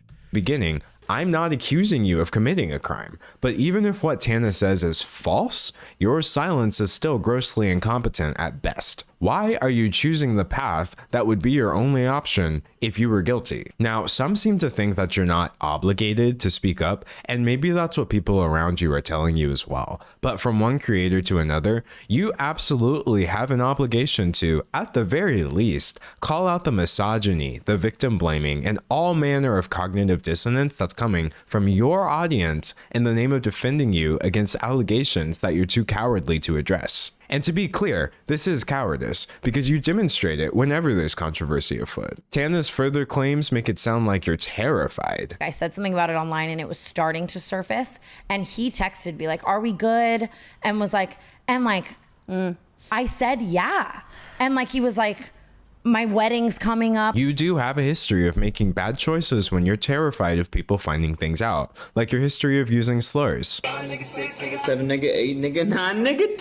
There's more clips than that, but the reason most people are blissfully unaware of them is because you posted your vague apology not on Twitter, not on YouTube, but on Patreon, despite acknowledging in your apology that the clips were surfacing on Twitter. This is one of many examples of your poor handling of controversy. Not many people know that you've already lost fans over an eerily similar topic. You used to frequently feature and promote your college friend Colby Leachman in your videos, until it came out that during your school days, Leachman's university put him on probation for, as a United States District Judge would later put it, the non-consensual videotaping of a sex act with another student, showing the video to other people, lying to the police about the video, and behaving horribly to that individual and at least one other woman. To make matters worse, the woman in the video also alleged that Leachman drugged her before the recording and that she hadn't actually consented to anything at all. Man, my struggle, my eternal fucking struggle to to defend the class-conscious frat bro just to go completely under the water every fucking day more and more. Thank you very much, Argonian Bum. That's a brilliant name. Thank you very much for the raid. I hope you had a good stream. Everybody here in chat, do check out Argonian Bum. I love myself some Argonian Bums. Okay, we love Argonians here in chat. I even played once for a whole campaign as an Argonian. Okay, go check out Argonian Bum. And thank you very much for the raid, my friend. Hope the stream was fun. You had this man in your videos. You were telling us to follow him on Instagram, and at some point you did wise up, so he's no longer part of your content, but he still seems like he's very much a part of your friend group. From the continued hangout since then to inviting him to your wedding just last year, people are under the impression that you're best friends with someone who, at best, committed an illegal sex act and at worst is an alleged rapist. And no matter how many times people rediscover this information over the years, you refuse to say anything at all. You could clarify this, but you won't. But now your cowardice has reached a new low. You've tried speaking and you've tried silence, and now you're choosing censorship. On your YouTube channel, where you've been pumping out content nearly every day now, I couldn't find a single comment on your last video about this situation. Not even one. Comparing that to the comment section on your Instagram, where every single comment I saw was about this, it's clear that you're heavily censoring your audience on YouTube. But surely you must have realized the limits by now, since people have just transferred the conversation over to your wife's channel. That makes it really fucking bad, man. Holy shit. Fucking shit. And the fact that he has not acknowledged it, and he's actively just deleting comments. Can't look more guilty than that. You cannot look more guilty than that. Jesus Christ.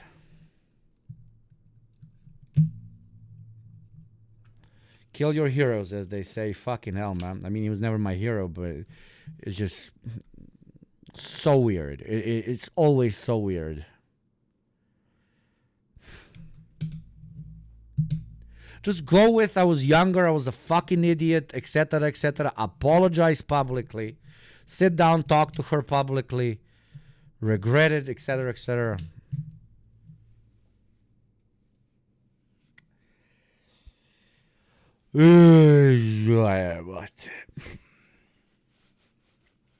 Full villain arc. Full-on villain arc.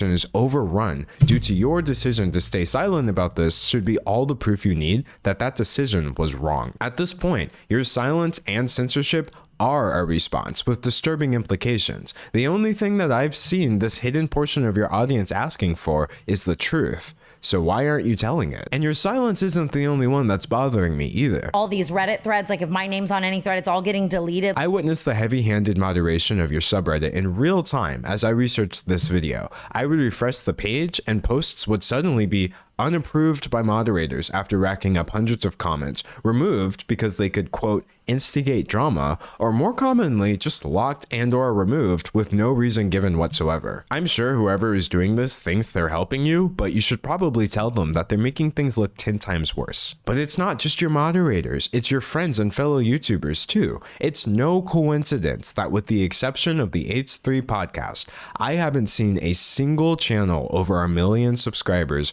do so much as acknowledge that this situation exists. And I'm not talking about channels that never would have discussed something like this either. I mean the same channels that were rightfully calling out people like Dr. Disrespect for texting a minor, which are the same channels that are now completely ignoring a scenario with an even bigger creator being accused of doing something much worse. You can't say it's because the allegations are unconfirmed, because the channels that I'm talking about discuss rumors all the time. And thank you very much, Ronka, for 100 bits. There's a million ways to handle shit like that in a better manner, even if the person is guilty. At this point, we gotta send the NKVD on these kinds of motherfuckers. Yeah, I agree. I agree completely. I was on the fence in the beginning. I was like, okay, everybody can do something stupid. Then it got very fucked up when we have a witness that says that they told him that it's an underage person. And then it just got disgusting with the deletion and the complete avoidance and the hyper moderation, the censorship, quite literally. Yeah. There's no devil's advocate I can play left. Like, there's literally no devil's advocate left that I can think of without, I don't know, just being a pedophilia advocate. And this video is all the proof you need that there's still plenty to discuss even without making definitive statements. The general public may not know about the situation, but I promise you anyone who's online enough to run a YouTube channel does. The amount of people in this industry who like want to protect him and are like talking to me in a way where it's like they, you know what I mean? Like, or even just friends like, but I love him. The community's silence on this has been so staggering that people are now saying that commentary YouTube is a boys' club. Garvey, he should have tried to talk to Tana privately and took accountability before it came to this. Yeah, any normal person who thinks that they unintentionally did something wrong and that feels bad for it would do that. Because a normal person would be able to sleep if they heard a person that they had sexual intercourse with talk about that as something that, you know, wasn't supposed to happen. This is not like some morality king shit or you're the goodest of goods. You're the goodest person on the planet. This is supposed to be a completely organic, normal instinct for you to have. If an ex-partner, in this case, it's even more fucked up because that ex-partner was 17, but let's even imagine just an ex-partner talks about how they're uncomfortable about an experience they've had with you, especially when you're a public figure. Hey, sorry, why? Explain. Do I need to apologize, etc., etc. Trump announces VP will be J.D. Vance? J.D. Vance?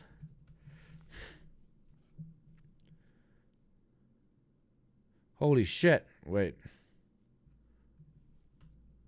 Who the fuck is J.D. We stand Vance? for the flag and kneel for God.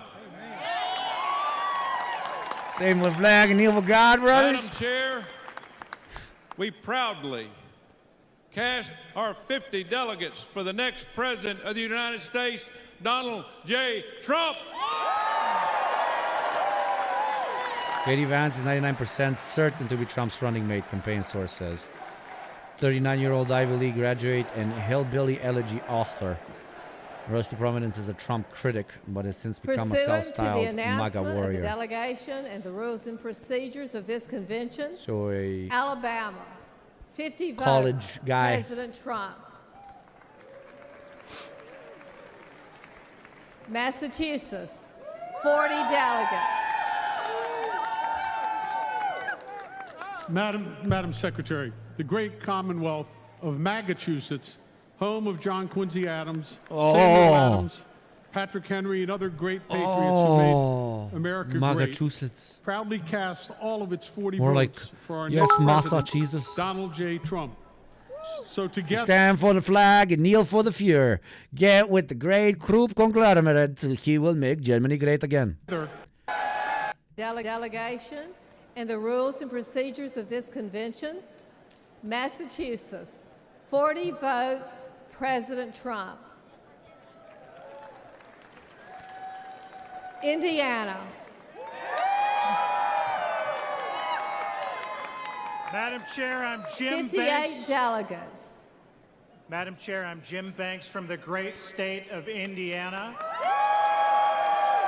And Jinx Banks, In Jim Indiana, Banks, we dollar believe signs, in money, the money. American dream. We love America, and we love Donald J. Trump. As the son of a factory worker born in a trailer park, a veteran of the United States Navy, it's the honor of my life on behalf of my great state, the Hoosier State, to cast all 58 votes for the greatest president of my lifetime and my friend, Donald Trump. Thank you. Jesus, the dick sucking is legendary. Holy shit. I didn't know it could go that deep without hitting anything in the back. Holy fuck. Gaping as hell, brother. Okay, let's go back to entertaining things. Club, aka a male dom people YouTube channel does. The amount of people in this industry who like want to protect him and are like talking to me in a way where it's like they, you know what I mean? Like, or even just friends like, but I love him. The community's silence on this has been so staggering that people are now saying that commentary YouTube is a boys club, aka a male-dominated space that mistreats women while enabling and protecting men. And the truth is, Cody, whether you're guilty or not, you are being enabled to ignore this and protected from having to respond as an act of misogyny towards Tana Mojo. We both know that on our side of commentary YouTube, any man can easily elevate himself by dunking on misogynists in his content and espousing a generally feminist viewpoint.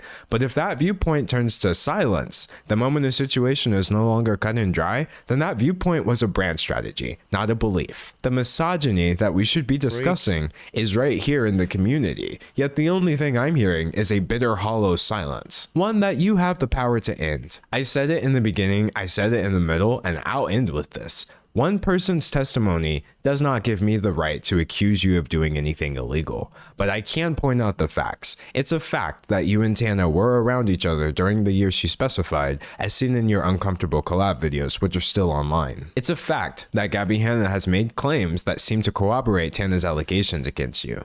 And it's a fact that you are suppressing your audience's knowledge of these allegations by censoring your YouTube comment section.